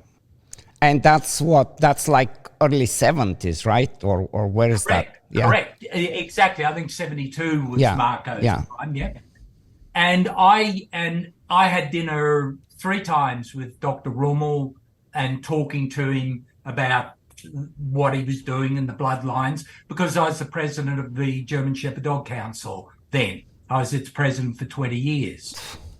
And so he gave me some insight into it. And he said to me, he recognized that Marco, in terms of show dog, and it's the wrong word, but glamorous dog, Marco was the least producer of that attractive dog. He didn't catch the eye. He represented the working lines, right? Therefore, he needed to be maintained. So, from what I know in talking to Dr. Rummel, he recognized that Quanto and Canto, not so much Mutz, Quanto and Canto were producing attractive dogs. Attractive in that most German Shepherd dog enthusiasts are fascinated by the length of the ground cover. Of course. In their mind, there is no limit. But in truth, there is a limit where you go to a certain distance. Beyond that, it's counterproductive. Correct. But for most people, if they could take off and not touch the ground for 50 meters, that'd be just brilliant. So the thing that pleased everyone with particularly Canto was that he had some stretch in the body, and he connected well with Quanto, gave the colour and a bit of strength, but gave good ground cover. With Rummel saw that as needed, but he also saw the working requirement as the foundation, the rock to it all. And that's why I had Marco there. When Herman took over, in the discussions I had with Herman, he said that he respected Rummel and wanted to retain Marco within the mix, as much out of respect as anything else. And he told me that's why he intended keeping Marco progeny within the mix. In my opinion, he had no intention of doing that at all. What he was telling me is what you would like To, to yeah, hear. yeah, yeah. So for him, Marco and everything he produced, where for Rummel, that was important in grounding the breed and keeping it tight to its roots of being a working dog, Hammond didn't have the same empathy there. Mm-hmm. And with Walter, who was very much the show dog, sitting on his shoulder, what happened was inevitable. The first Ziegler show that Hammond did on his own, and I've got it in the book, and I think from memory, in the top 14 VAs, 13 were either direct, indirect, or carrying the lines of Quanto and Canto. Yeah, sure. Yeah, yeah. Hammond brought the breed virtually, totally, To a stall. the two dogs. Yeah. Yes, yes. Right? The two dogs, and that is where the biggest change in the road for the breed occurred, was with Hammond. Having said that, Hammond and Walter did have the working attributes of the breed at heart, and even though they brought in some degree of exaggeration's the wrong word, a little bit of degree of showmanship, they still respected the need for the dog to be a working dog. So people, I find, too many people today blame Walter and Hammond on allowing the breed to become exaggerated and overangulated in the hindquarter. But that isn't fair. People did that after Hammond's period. What do you think about the idea of the universal Ziegler? Like, the idea is right, but it's been for a while now. Yeah. It's still, in my opinion, as much as, again, I'm not all invested in, but it's still, after so long, it seems like it's a good idea, it's a good attempt, but it somehow, it cannot get the important sides, the one of the extremes. It doesn't want, it cannot bring them still somehow together. Yeah, I agree with that. But and if you go back to something that you often hear, Ivan, is they should mate, and we know what we mean when we say working dog, show dog, right? Right. Should mate working dogs, show dogs, and that'll fix the problem. It's a bit like the ideal colour's grey. Mm-hmm. So we're saying grey is the ideal colour. I'm not talking about, I'm talking generic grey, not dog grey. Grey's the ideal. Problem we've got is they're all, half of them are black and half of them are white. Right. So what we need to do is put those two together and we'll get grey. The problem with that in the context of analogy to the breed, and Professor Messler in Lerma in Spain asked me during a coffee break, Louis, what do you think about the idea of working dogs, mating them to show dogs, and that's how we're going to fix the problem? Mm-hmm. What do you think of that? Because you often hear it, right? And I said, look, my opinion on that is this, that you could do that in a programmed way, not just higgledy-piggledy, but in a sensible way. So as a kennel, it's your kennel, Ivan. So you're going to do it. Right. You're going to get some grey ones, if you like, working grey, some show dog black and golds, black and tans don't exist in the ring anymore. Greys are almost gone in the show ring. So gold, black, rich black and gold, sometimes Rottweiler, coloured. Yeah. Make them together and problems fixed. And I said to Professor Messler that you could do that and you could end up with the universal dog. And it would take you between 50 and 60 years. Who's going to be around in 60 years? And tell me someone that would be prepared to do that now, knowing they're not going to be here in 50 to 60 years. Correct.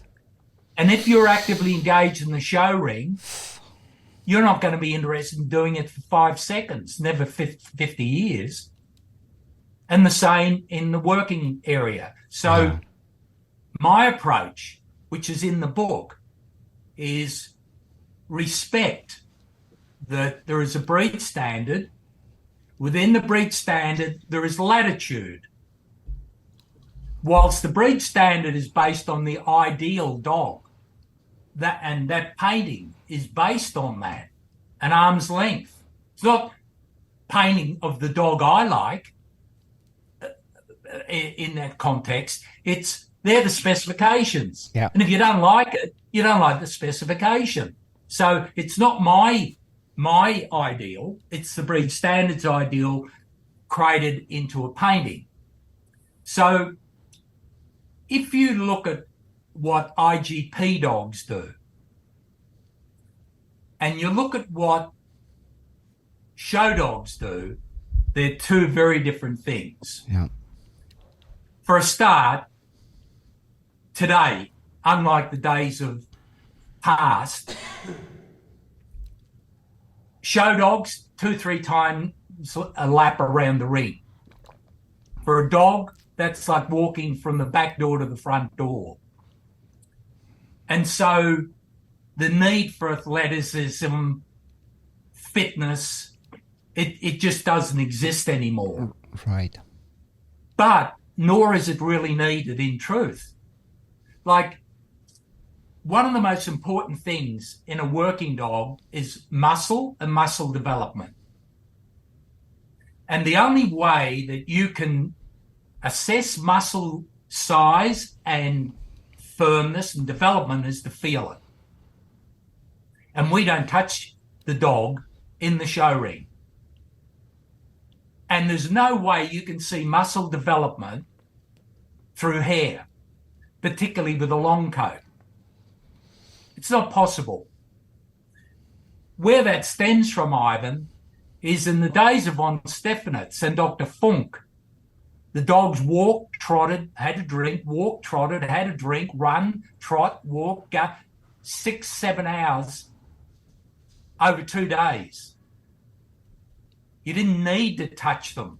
You knew they were fit or they weren't. Now, we should be feeling them, but we don't, because that isn't what we do in our rarefied domain of being a specialist judge. However, the principle still applies that it's horses for courses. And so in my mind, the breed standard has sufficient latitude to allow you to have a German Shepherd dog that is breed compliant, that is built to be a super IGP working dog, service dog, still within the breed standard confines. At the same time, have a show dog that is glamorous, that does have some furnishings, that is attractive, and is still within the confines of the breed standard. So for me, I think this whole thing of them and us, you and me, your dog isn't a nice looking dog because it's not a show dog. Correct. Your dog couldn't do IGP because it's overangulated, it's too heavy, it's too soft in character. And that's a problem with show dogs. If the working dog character has started to inch up a little bit in aggression area, show dogs have gone the other way too, neurotic. Owner leaves them and they're screaming and, come back. So to me, I believe that there is room and it is appropriate to have, if you like, a dog that has the character and the structure that is highly suitable for working in all its principles, and likewise for showing. Mm-hmm. I believe it. The problem is at the moment, particularly with the show dogs, they're getting further and further away from the ability to work. Yeah. They're the facts. I'll share some of my experience throughout the years, because as a trainer, I always, especially when it's time for a breed survey or they have to pass, and I get access and people come and try. They need some help with the protection aspect and some training. So, and I know I'm not the only one in the world. I know that there are show German Shepherds that still have very nice character in there. Yes. Like very nice character with the dominance, the enough dominance that you need, that everything. And most of the time, like of course there is the ones that are just struggling, that you cannot convince them that this is even of interest to them to do this kind of activity. But there are still plenty of show dogs that it's in there. No question. Like I experience it every year when before it's time to do some big show and they need to get the dogs ready. So there is so many different components that are factors and important factors, and like the people that are right now into the more of the conformation involved, they're not necessarily dog trainers. They're not interested in that. And on the other side, the other way around. And with the show dogs, like every time, like every year, there is a dog that I'm like, I can make that dog a superstar because it has the character. Yes. But my very first question is, can it jump 1 meter? Or is he going to struggle there? And in some ways, this, like if that simple criteria gets emphasized somehow, along with as we said, okay, we're floating in the ring and it looks beautiful and the angulation is, but we also put some more emphasis, instead of not paying attention to it, but can it just jump freely? Yeah. This can be a game changer. Yeah, look, I something that when we were in Lama, we were talking about this issue of overangulation of the hindquarter. And incidentally, we now have some dogs that are overangulated in the forequarter too. Because what happens, if you work on the hindquarter and get to a point where you can't make it any more angulated because it can't walk. Right. Eventually, then you've got to go to the front and make it the same.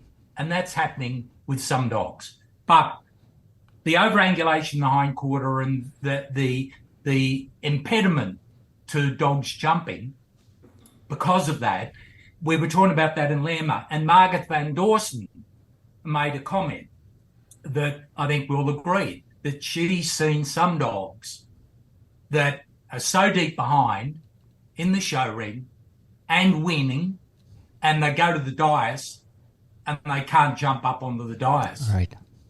Right. Yeah.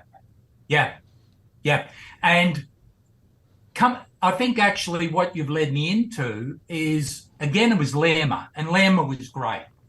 Like, I wish they did that every year, honestly. We were talking on another occasion, just judges around the coffee table about dogs that had the characteristics that we're talking about. Mm-hmm. And it started off with Professor Messler, as I say, saying to me, what do you think about let's mate, if you like, the grey ones with the black and red ones?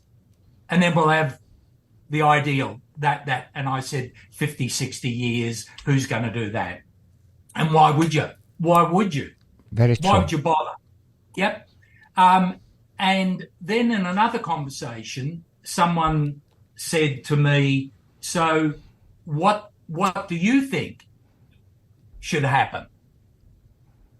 And I said, if it was me coming from the show dog side of the equation, because in the show dog side of the equation, you're more preoccupied with structure than you are in the working side. Okay. So really, that's the area where the conversation probably belongs. And I said, you don't have to think about a solution whereby we have to mate some grey dogs to black and red ones to get where we want to go, because that'd take 50, 60 years. The solution is right in front of your eyes. And now we're getting close to the bone and the really sensitive issues that most people don't want to talk about. There are German Shepherd show dogs. They were in the last Sieger show, the Sieger show before it. They're everywhere. That are very, very close to being breed standard compliant. Mm-hmm. They're not overangulated in the hindquarter. They're not curved in the back. They have strong outgoing character. But because the trend is toward exaggeration, deep hind angulation, tibia that's double the length it should be, a curved back described as straight. These dogs, if you say to someone in that environment, what about that dog?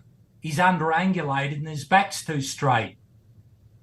So they're there. They're there. What it requires is someone at the top of the tree, and the top of the tree in the German Shepherd dog show dog world is the person that judges the open dog class at the German Sieger show, beginning and end, and the majority follow suit. Yes, and I think people, the dog fanciers will understand that. Yep, it's for that person to say, there they are, and those dogs, they're there. But in today's show ring, they're almost out of sight, because for most people, Ivan, it's like someone said to me so long ago, I've forgotten, but it's very true. Can you tell me the name of the Sieger from a given year? Mm-hmm, mm-hmm. And anyone that's really into it, they can tell you. For sure. Marco, I almost said Quanto, but he didn't. But Iran, blah, blah, right? We rattle them off. Tell me who the reserve Sieger was. Right. Tell me who was VA3. Right, and you're so right. It can be actually, that process can be sped up. Yes. No idea. So when you move beyond VA, if there were 5,000 people at the Sieger show and there were 10 VA dogs, and 5-6 years later you went to those 5,000 people and said, who is V1, 2 and 3, they couldn't tell you. Right. They'd be struggling to tell you who was VA2.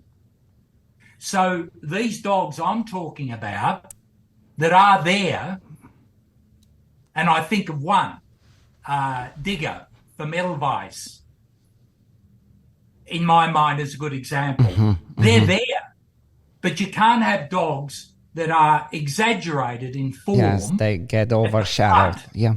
And have dogs like that in amongst them because you'd make a fool of yourself. So they're there, but it means a big switch. And in my opinion, there is too much investment for that to occur. If we think of VA dogs that, in my opinion, fit the bill, not from recent times, and I won't go there, I'll go back a bit. I think of Willow Clostamore. I remember some people in Asia ringing me and saying, Louis, we want to set up a kennel in Asia, but we want it to be based on working dog attributes. We want the shape. We want a bit of glamour, but working dog attributes. We want you to go to Germany and buy, and we want a VA dog because that's important to the guy with the money. Who's the dog? And I said, Willow Clostamore. But in today's ring, he'd be considered to be underangulated hindquarter, and his hindquarter was spot on. So I'm not sure how the SV turns the ship around. The other problem there too, Ivan, is that unless the president of the SV judges the open dog class, the clout the hammer has is reduced markedly.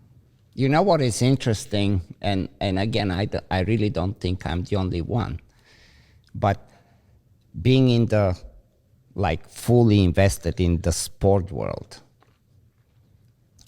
I know that if I just know that I can make a lot of money.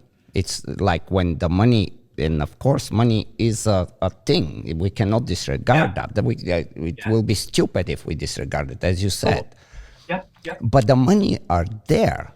Like if somebody gives me that, even if it's not V10, even if it's SG dog that comes from good line, that has a potential to be agile and has enough temperament, and that dog, like, where I'm going with this is I'm certain 100% that there are trainers like me, I'm not the only one, that are willing to take a beautiful German Shepherd coming from a shown line to the world championship in working dog and do really, really, really good.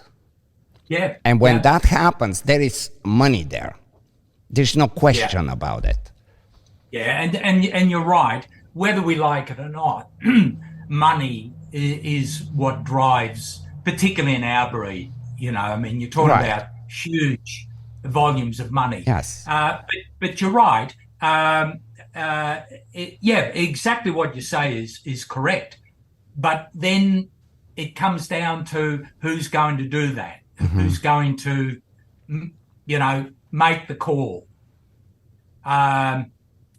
But I think I think it's important I say that for me, if someone says, and they do, so what do you think? How do we get to that midline, mate, working dog with show dog, etc.? My opinion on that is no. The road is too long. I agree 100%. Too long.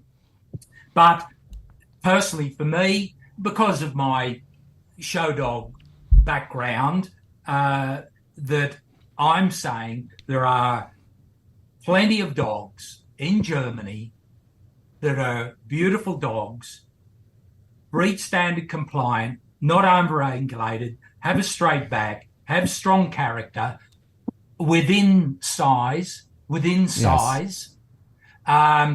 that could offer the breed a way forward. Yeah, a way forward. I'm not sure that the will exists to do that. I think people don't believe it's possible. That's my take. Yeah, I think you're right. I think it takes two dogs to show that it's possible, and then watch out. Exactly. And the only way that anything happens, as you know, Ivan, is it has to be someone that's got influence. Correct. And historically, in the show dog sport, the people of influence, not all, but too many, their motivation is ego, money. Today. Yeah. Yeah. Exactly. So why would I do that? Why would I do that? That's the problem. But if we come back to my book, Ivan, because I think the things that we're talking about here, whilst they're personal opinions, your personal opinion, my personal opinion, and 50 people that have another opinion, I think that if I come back to my book, my approach, which is one of respect for all the areas that the breed's involved in, respect for individuals, but at the same time, the breed standard must be the core driver for construction and character. My book is based on that. And I think that's why it's been successful. Because, you know, I couldn't tell you, Ivan, how many, and I get feedback from everyone that buys my book because I process them, and it's become a very personal thing.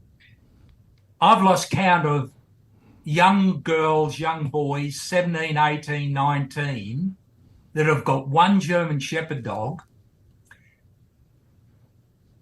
I think in every case, their interest is IGP or agility that have got my book.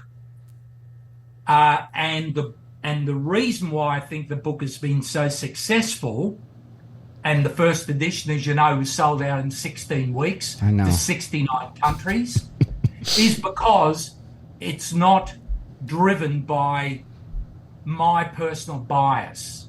Let's go back. No, okay. Before we, I have something else. Hopefully, we have a little more time. But I you know, just to kind of sidetrack a little, when I breed Mallis, and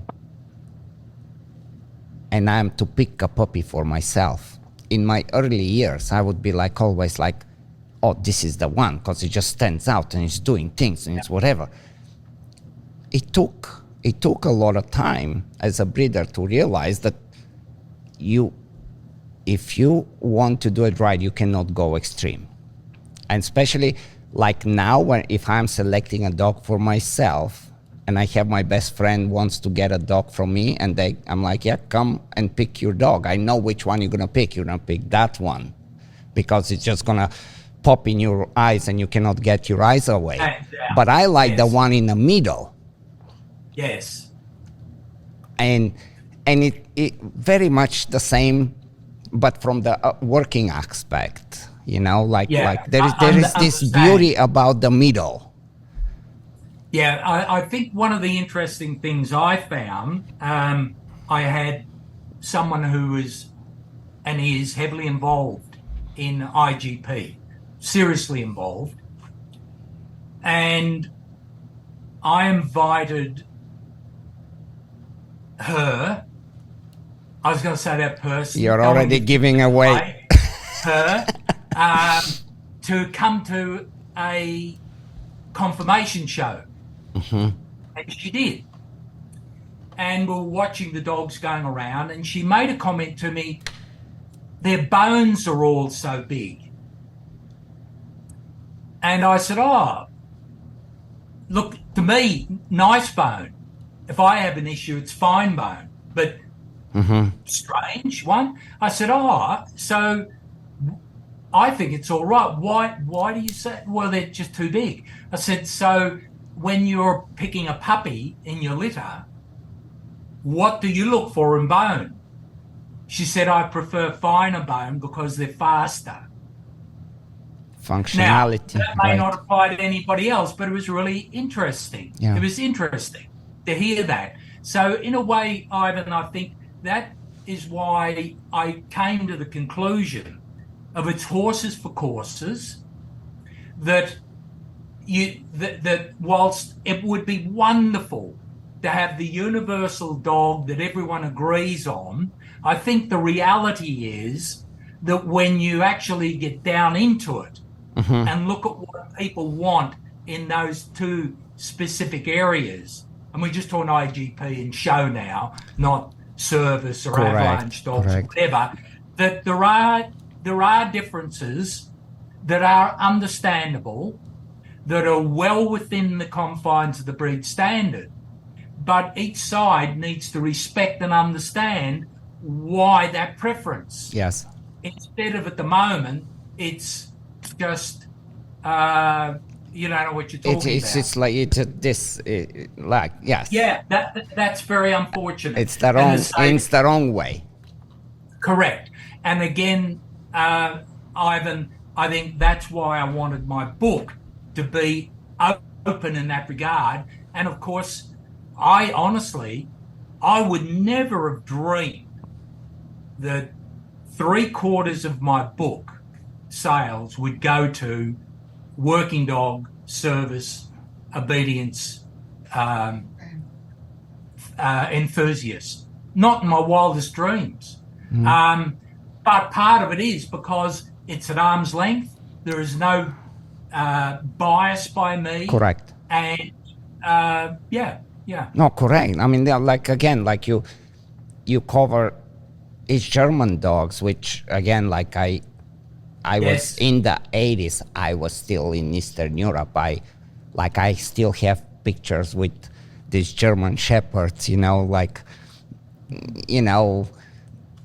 and of course there is the bias and the nostalgia that I think Yes. they were phenomenal dogs at the time. Who knows if they were or not? But Yeah. a lot of mistakes happened with the breed, right? Like that was I experienced that when the wall came down and it could have been done in a much smarter way how we integrate, and that didn't happen. That just we just lost it. And eventually, even now, even today, I would hear, well, my dog is DDR lines. It's like, what are you talking about? Like, Yes. this is Yeah. pointless to talk about it right now. Unfortunate, but it's pointless. It's a bit like, it's got to the point now, it's almost like my great grandfather yeah. was an ape. Yeah. Was an ape. It's and again in that DDR section, when you get to reading the end part, I make the point that there are no more DDR dogs. Yeah. The bloodlines from the period exist, and you can go back to that period, but there are no more DDR registrations, so they don't exist. Yeah. But what is important is what occurred during that period and its impact on the dogs, and that's why, again, if I get back to what I said to you in the very beginning of how the book evolved, Ivan, where I'd address something, and then that would lead to the question, but what about before that? Mm-hmm. The same here. So I finished off the typical breed, 1899 to 2022, Germany. And when I was 2/3 of the way through it, it occurred to me, something I didn't know, that, okay, so these are the bloodlines that impacted on the DDR dogs. These are the dogs that had an impact in the East, and these are the dogs that then had an impact on colour even and working dogs going forward. So like everything in the book, like with the eyes, it's brown. Why brown? Why not yellow? Yes. A wolf's eyes aren't brown. So why not? Why not are the eyes brown? And incidentally on that, because as human beings, we're not scared of brown eyes, but we're scared of light eyes, scared of yellow eyes. Right. So with that, the same issue applied. I have to write about the DDR. And so I did. And I got a lot of material from a lot of people that helped me with that. And so there's that whole section on the DDR and a whole chapter on working dogs. It is very, very interesting and actually very encouraging that the book is selling to not a specific narrow Yeah. group of people. That's very encouraging.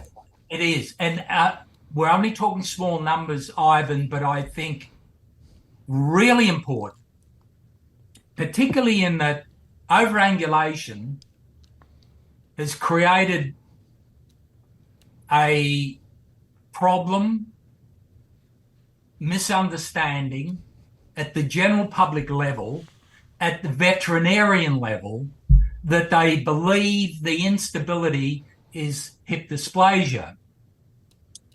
So lots of people with young animals go to the vet because they're wobbling. Right. And the vet says, hip dysplasia, put it down. Yeah, I've experienced this. Give it some $10,000 titanium hips.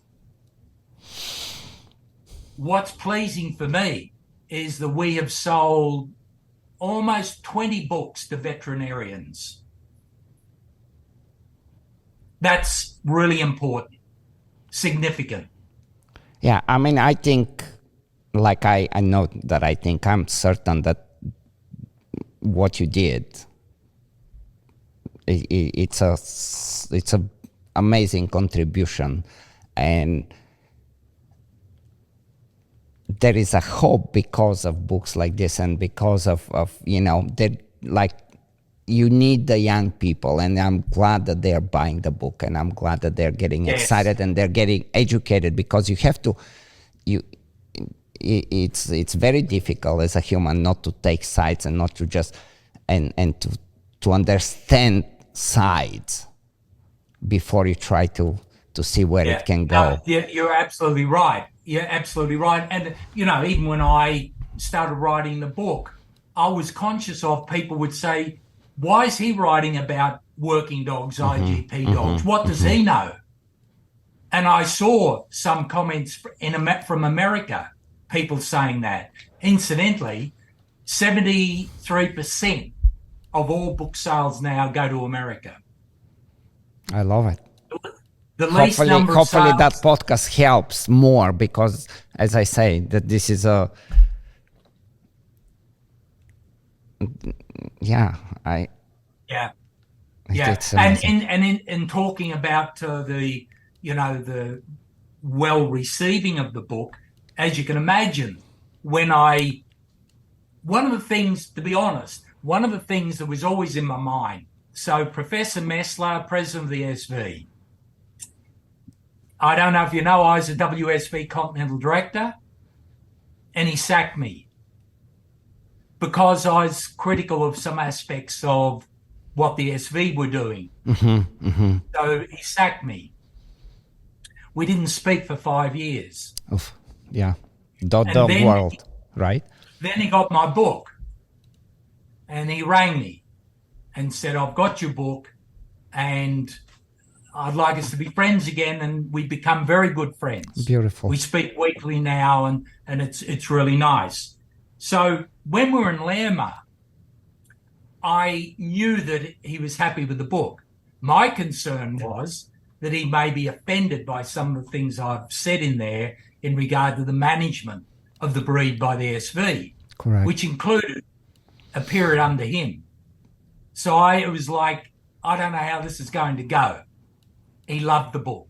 He loved the book, and the frankness of the book, right, and the importance of the book, and that it was written at arm's length, not with a bias. Yes. So when we were in Lerma, you can imagine, Ivan, I know he likes the book, but he hasn't said too much to me. So Lerma went for 5 days, and I gave 3 lectures: the importance of the breed standard and the long coats. And on the last day, Professor Messler, who had then been president 8 years, got up to summarize the 5 days. And I was in the front row, and I didn't know what to expect. And we had a giant screen, 4 meters high. And Professor Messler got up with his microphone, and up on the screen came the photo of the front page of the first von Stefanitz book and my book. Wow. I was looking at, like, what's he going to say? And you can imagine for me, well, I can't say this young boy in Australia, this old man in Australia now. And he said, for the last 100 years, we had the von Stephanitz Testament and the Bible for the breed. And from today going forward for the next period, the New Testament is Louis Donald's book, The Definitive German Shepherd Dog. Maybe 300 people sitting there, 70 breed judges. Can you imagine, Ivan, how wonderful that was? I love and, it. I mean, Cheers to that. That says it all, doesn't it? Yes, it does. Yes, it does. It really does. There is hope. There is. And I get a lot of very positive feedback on my book. What I see on Facebook more and more, which is wonderful, is I like the German Shepherd dogs that Louis Donald likes. And in a way, if we take the division, yes, Louis Donald likes German Shepherd dogs that reflect the breed standard. yes. You don't like the breed standard, how can you like a German Shepherd dog? I've taken one of the world's leading dog artists and painted my interpretation of the breed standard, which you saw. That's it. I like the dog because it reflects the standard, but it's the breed standard blueprint that created that dog. And so many people, particularly young people, I like Louis Donald's dog. Yeah. And that's a wonderful thing. And all it is, if you look at it, isn't it, Ivan? It's sort of the mid-ground, isn't it? It's a tweak from both sides. Yes, and I have to comment on this because that's really kind of how I stumbled on it was on your Facebook, and all of a sudden I'm like, okay, I need to see the next post because you know, like we're talking interesting stuff here. You got my attention, and not just my attention, and these kind of conversations are so needed. And there is the educational part, but it's an open conversation, and it's very good. And that's how it all came about. And eventually I was like, man, I didn't even know where you are. So at one point I remember I texted Vadim. I'm like, where's Louis at? Like, I need to talk to this. Like, there is no way I have to talk to him. And that's kind of how it all rolled in. But that's to say, you know, like, there is something about social media. There is the good and there is the bad. But yes, there is a lot of good, and like, I encourage you to keep going with what you're doing there, because it gets attention, and it's important. It's important. Look, that's been a big learning curve for me. When I first started putting things up on Facebook, people came to me and said, you shouldn't do that. It's bad for the breed's image. Mm-hmm. You're saying anything bad about the breed, you're damaging the breed, etc. So it was a big learning curve for me. And then I got to the stage where I realized that there are times when I want to convey a message, and there is no getting away from the fact that I'm criticizing some aspect of the dog, or worse, if I use a dog as an example. Specific name like, yes, that's a big, yeah. Very, very hard, Ivan, really hard. Like this morning, if you go on my Facebook, I've got a head of a dog. I put up a grey head the other day, and so many likes, a beautiful grey dog. And this morning, I put up a profile of a dog showing that if the dogs get too big, generally the head gets big with it. Correct. And dogs that have big heads have big loose lips. Yes. Comes with the territory. Yes. So I put the dog up.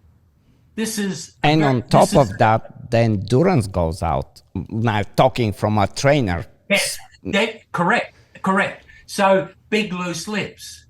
That's all I wanted to demonstrate. That when dogs get too big, their heads proportionally get big, and when canine heads get big, they get lippy and jowly, right, saliva and so on. That's all I wanted to demonstrate why getting too big is bad.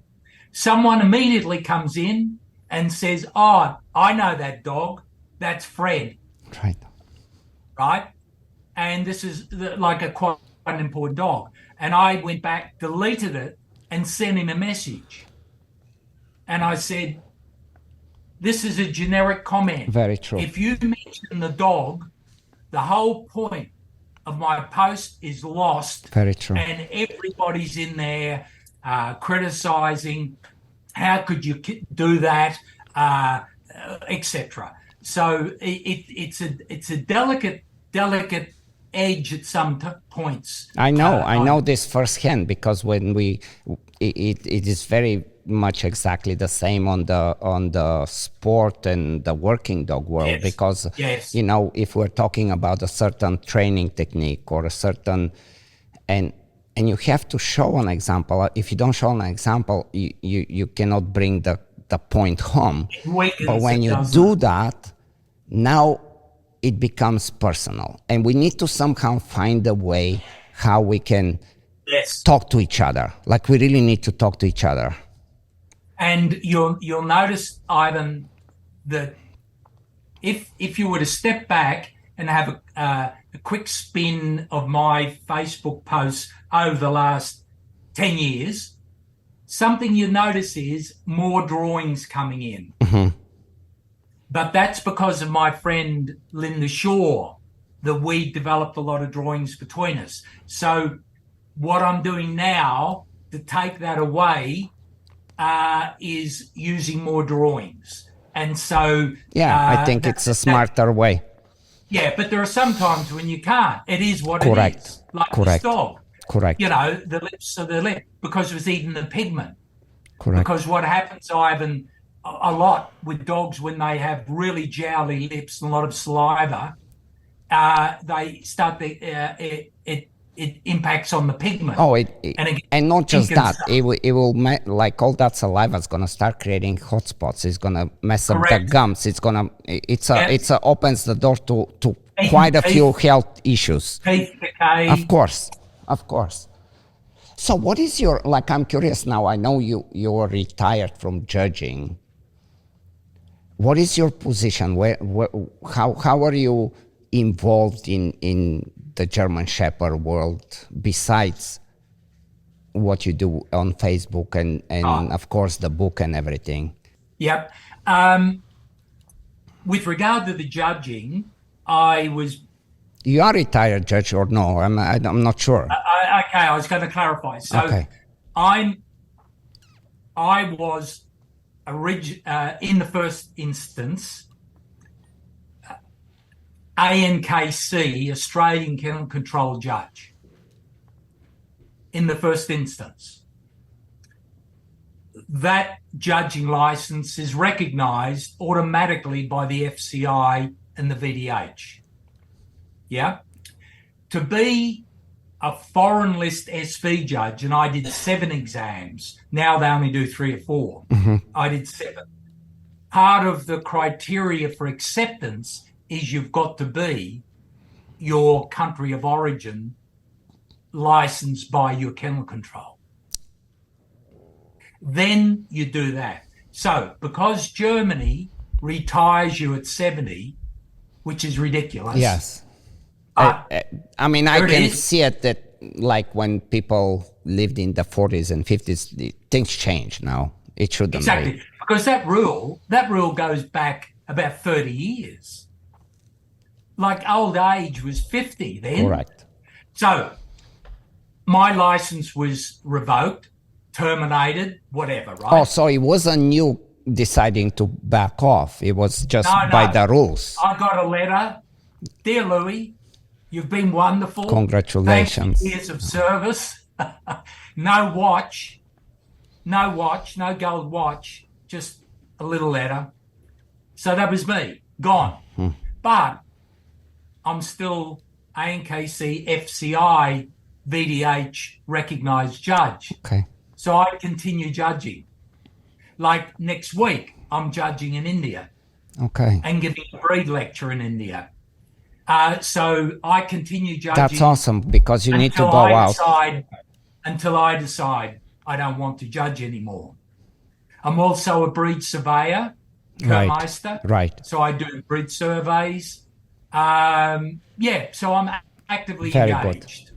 I'm glad to hear this, because one way or another, the people that are judges, being in the working dog, being in the show ring, those are the people that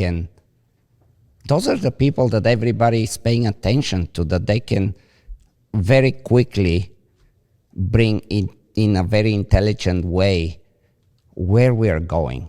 So look, where I in Lama, going back to Lama again, I got up and spoke about how disappointed I am in the SV having a 70-year ruling.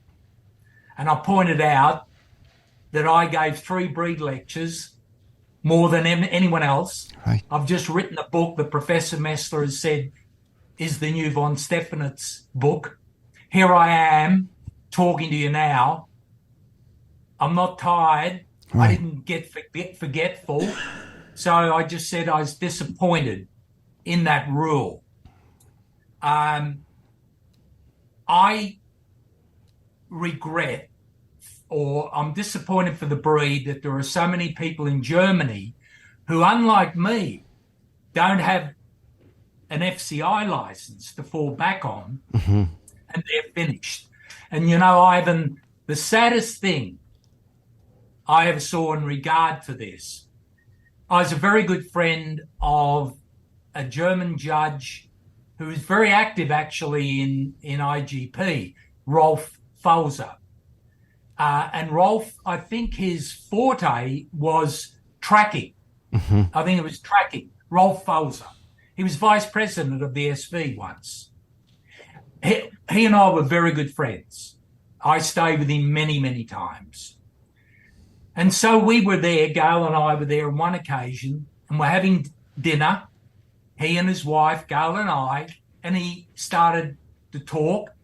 He didn't speak very good English. His wife spoke no English, but I speak a little Deutsch. Sure. He started to cry. And, well, what's going on? Settle down. And if you speak langsam, I can understand what you're saying. Yes. What it was, he said to me, I've turned 70. They've taken my license away from me. This has been my whole life. I no longer have a life ahead of me. And tears running down his face, wiping his nose. Right. It was dreadful. Now, Ivan, I've spoken to some people about that in Germany, younger judges. Their response, he had his day. He had his day, now it's our chance. And there was absolutely no empathy for this man.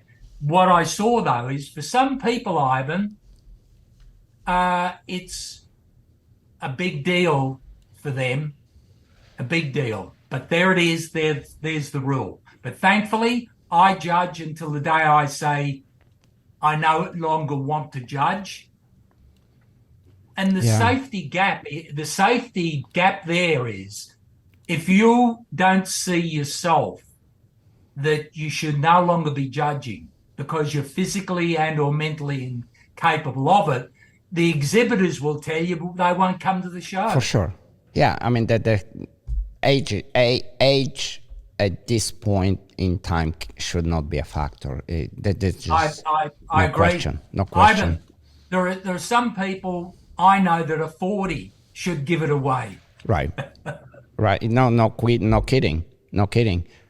What is the deal with now that we mention FCI and WSV and SV, and that there is always this tension, and there is always this Yes. confrontations, and there is always somebody's pulling the rug, and I get how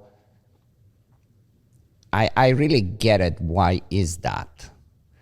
But what is your take on this stuff? Like there is something about being able to stand your ground. Like, for example, I will give you I'm extremely disappointed with the Utility Working Dog Commission of FCI, because like right now, I don't know if I'm sure you are aware, Austria is about to ban any protection sports. Actually, I was talking to Professor Messler last night about that. He told me last night. Yep. So when we have these people that we have elected to be they represent us, and we expect that they will stand out for us and educate and explain why this is important, Yes. and everything, but they kind of I trying to find a nicer way to say it, but their hearts are not there. They don't do that for us. And a lot of times within the sport community, we're like, maybe we just need to have a working dog world organization that really, it's not like we need people that will come out and educate, and because what is happening in Austria, it's not even the beginning. I was going to say it's the beginning, but it's not even the beginning. I mean, everything is about to end very quickly, and we don't realize that. And we're all standing divided, right. You know? You're right. And in fact, funnily enough, because I mentioned Professor Messler and I talking about this last night, one of the things that he's mentioned or said a few times to me, and I think it's true, that pretty well up until now, the dialogue in relation to a lot of these issues has been between club organisations, people that are involved. His concern, which I think is a real one, is we could be getting closer to the day where that will be taken away from us. Yes. And government institutions, they'll be making the decision. Yes. It's scary. And and I agree with that. And, you know, that gets back to one of the things we're talking about with the breed, with overangulation. German Shepherd dog, when it was most popular, was seen as a very healthy breed. Now it's seen as an unhealthy breed. And part of that is misunderstanding the overangulation relative to the hip. But I understand that. You know, you've probably seen on my Facebook a video of a young puppy walking, yes, tripping itself. Yes. And I know there are thousands like that. So I understand why it's now looked on as an unhealthy breed. So those things can be changed, and I'd like to think that my book contributes in a positive way toward that. Man, what a good conversation. It's been great. Do you have a little more time? It's kind of something that way back from my beginning of being into dogs and shepherds and everything. And there was the whole thing about Canto von the Wienerau and being the hemophiliac, and it Yes. was like a rumor, and it was like, and even Yes. today I have no idea what happened there. Do you know? Like, you have to know. I know. Yeah. Because that was always like a very, hush hush, and like, but you get Yes. your attention, but it kept going. Yeah. And it's interesting. Again, this is in my book. I Oh, state really? that this occurred, so it's all in the book. So I'd heard that Canto Vinau was a carrier of haemophilia, and obviously comes through the sons. Which is like the hemophilia is the basically doesn't make like the blood doesn't make the Doesn't clot, clot. right? It just Doesn't runs clot. out. Yeah. Doesn't clot. So I was in Viernheim with Herman and Walter, and the restaurant I remember is called the Salt and Pepper. Really lovely restaurant. And I brought up this issue of Canto Wow. with Herman, and Walter was sitting there. And I said, is there any truth to the rumors that Canto is Carrier. Yeah. Carrier? Hammond looked at Walter, and Walter sort of looked back at Hammond, and Hammond said, Louis, we're aware of that, but it's not true. It's not true. We think that there might be a link, but it's very complicated, blah, blah, but it's untrue. I said, oh, okay. So that was that.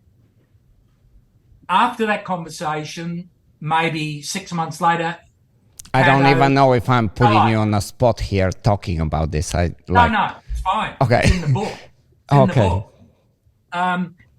Canto is dead. Right. Canto's dead. And I rang Walter and said, what happened? And Walter said, and when I rang Walter, he's in America judging. He said, my kennel manager just rang me and told me that Canto, he was out running around and being silly, and he ran into a tree in the kennel and hit his chest, and he bled to death. Fuck. Can you imagine?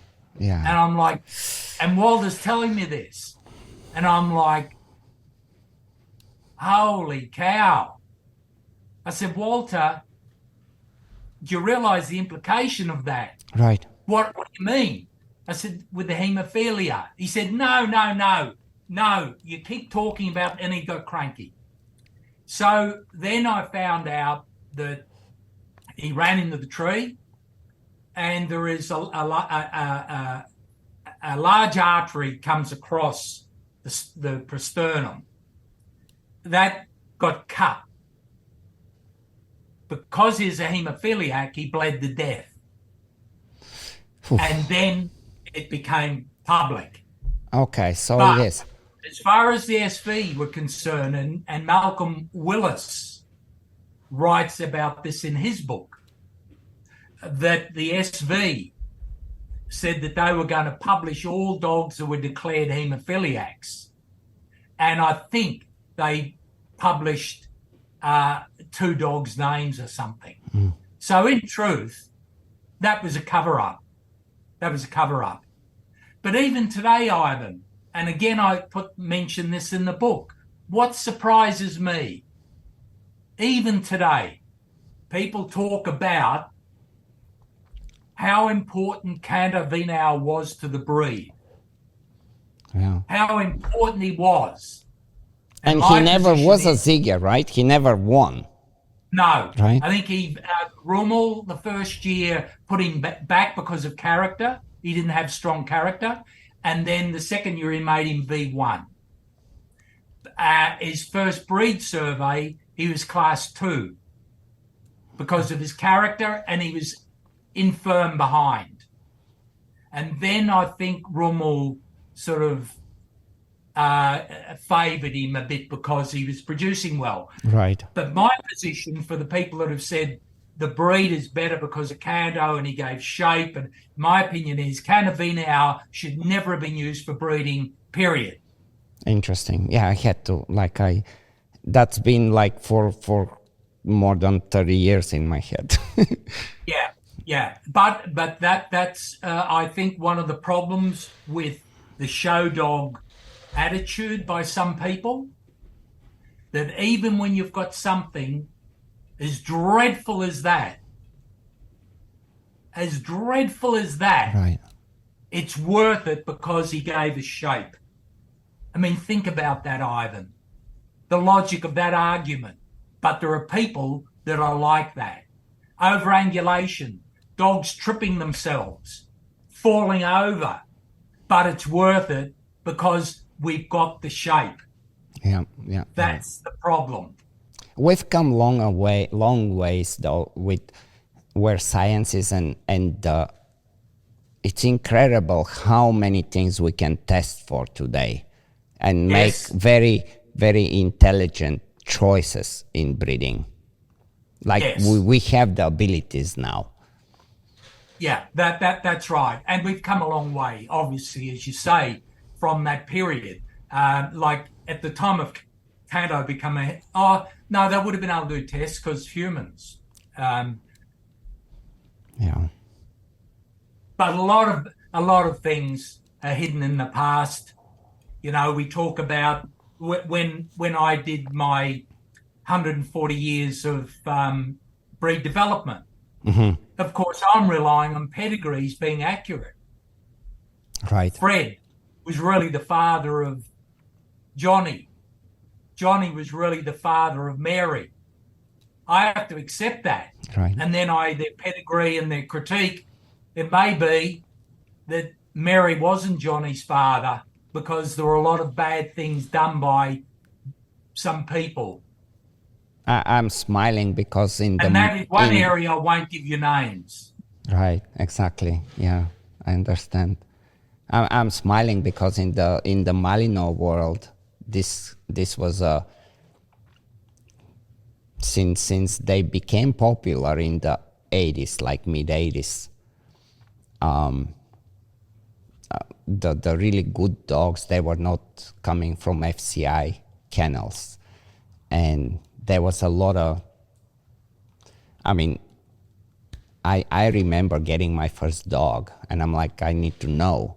And I sit down with the breeder, like the most famous, like the Dioputois kennel, Malinois, and he sits me down and he just writes me in little piece of paper what really is happening. And that was in Malinois world was for a very long time like that, and I think it's still like that. And there is that difficult question about breeding and getting too close and trying to jump outside. Yeah. And if it's done carefully or if it shouldn't be done at all.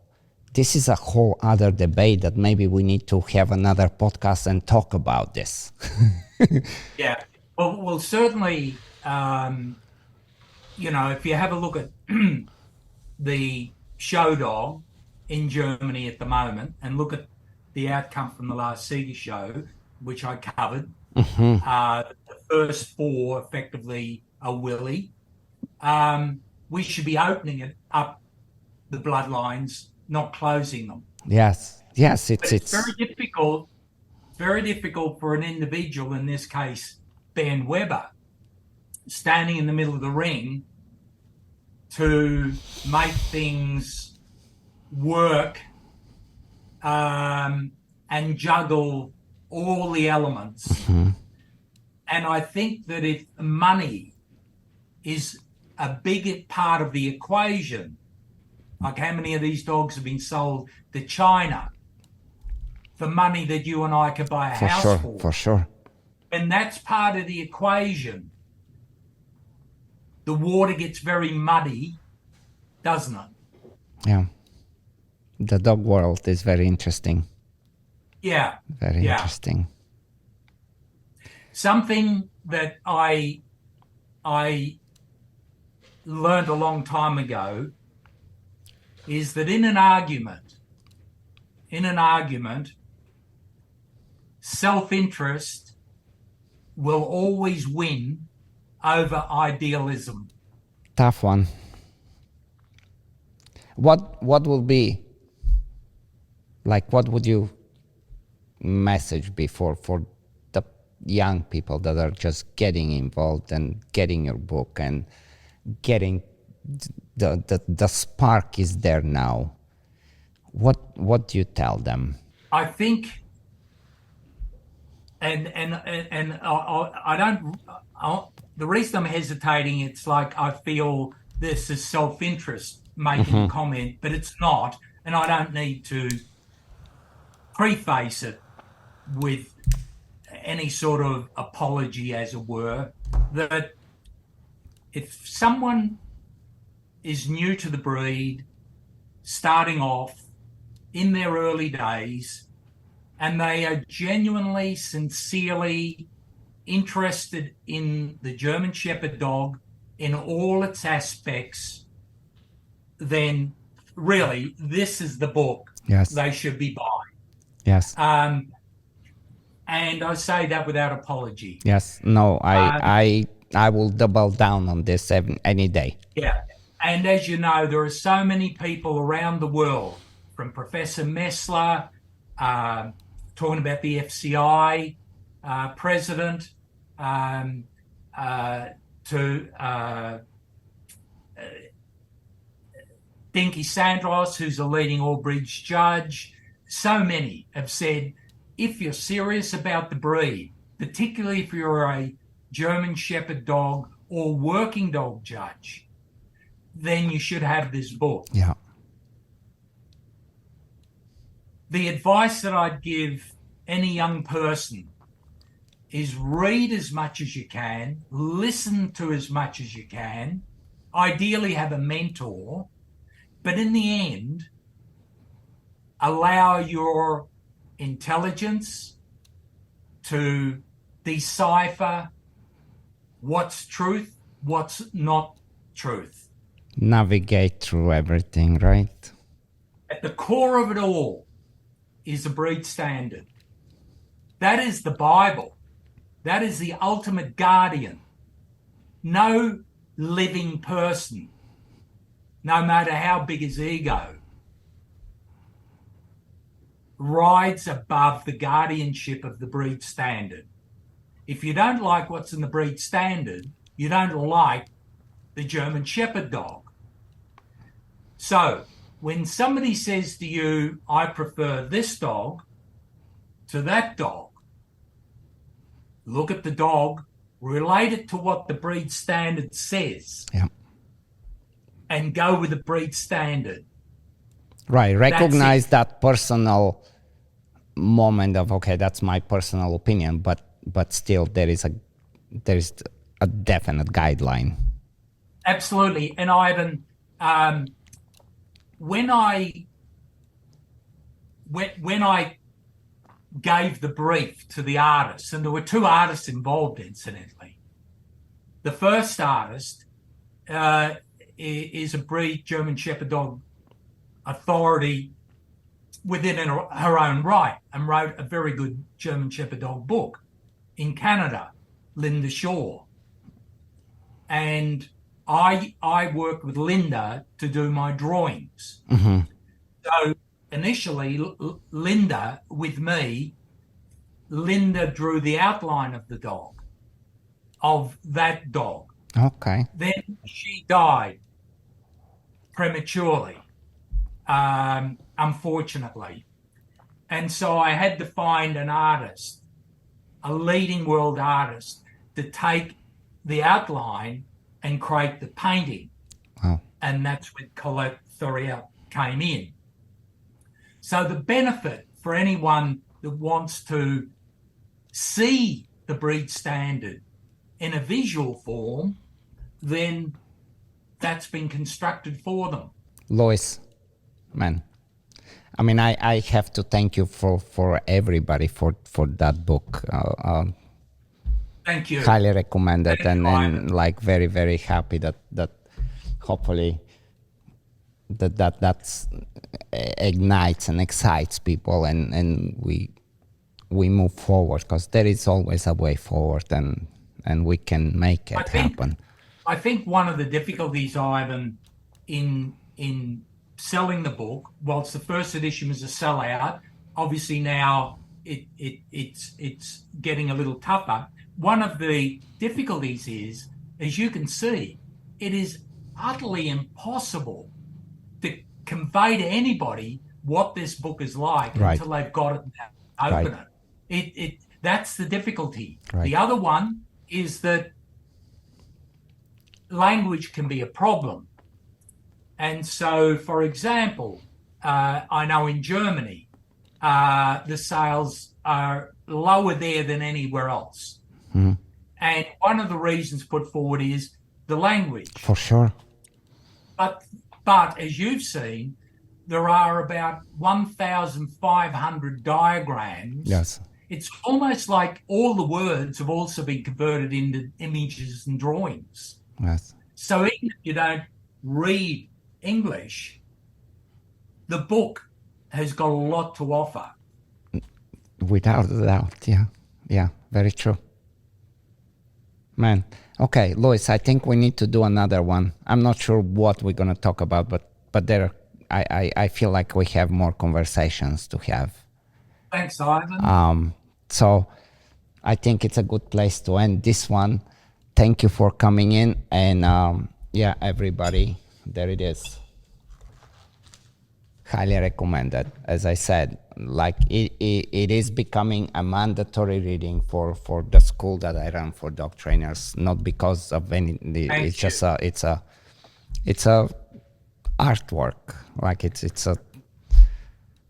Yeah. And that's the other thing you touched on it, that it makes a perfect coffee table book, doesn't it? It's some of the images are just extraordinary. Yes, like I tell you right now, sorry to interrupt, but just as we are talking today, well, now it's too late, but we have a workshop and we were training dogs, and I have friends coming from all over the States, and I have a very good friend of mine at home, and I didn't even say anything, I just put it on the table. He got stuck. He opened a page, then he opened another page, and he got stuck. And I'm like, what? And the next thing is, where do I buy it? I'm like, yeah, I'll tell you. Great. So, and the other thing is the number of people, Ivan, that have said to me, who's the dog on the cover? What's his name? They can't believe that is a painting.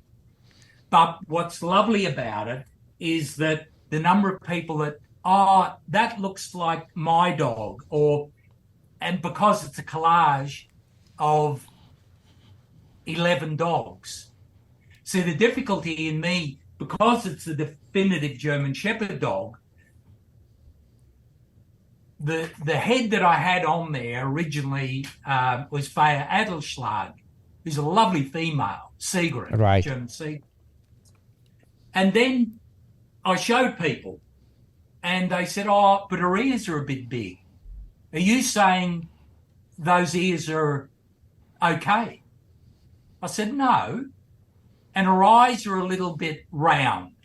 Are you saying they're ideal eyes? I said, no. In the inside of the cover, it tells you it's Faya Adelschlag. And what came across was, but people will read that, the definitive German Shepherd dog, they won't read what you've said inside. And they'll say, so Louis Donald is saying that's an ideal head. Yeah. So when I looked for an ideal male head, all the Seegers couldn't get one that was ideal. Nice eyes, big ears, nice, and so it went on. So in the end, I had to paint or create my own head. And the same with the dog, the number of people that think that is a real dog, a full dog. Right. It will be interesting how, like, now I'm thinking of how we are so, like, our attention span, just because of social media, we cannot focus for too long on one thing. Yes. But that book gets your attention. That can stop you, and you can, if you're a dog person, you will spend time in it, which is on its own amazing in today's time, you know, of swiping and scrolling. That's right. And the other thing that that reminds me of, and you would have seen comments from quite a number of doctors. I mean, putting aside Professor Messler as an orthopedic surgeon, so his support for the book, because there's so much that's technical in there, all the bones and so on. I drew all of them, all those bones I drew, and then Gail did the colouring in. But the number of general practitioner doctors that have said this book is technically, there's nothing else like it. Lois, have a good day. I guess it's I don't know what time is it down there, but it looks beautiful. 1 o'clock. It looks beautiful. 1 o'clock in the afternoon. It is beautiful. I'll go for a swim now. Hopefully, I don't know when I'm gonna make it down under again, but if I do, we definitely have to. That'll be wonderful. Thank you for the conversation, and hopefully everybody enjoyed it. So we will be talking again. Ivan. Take care.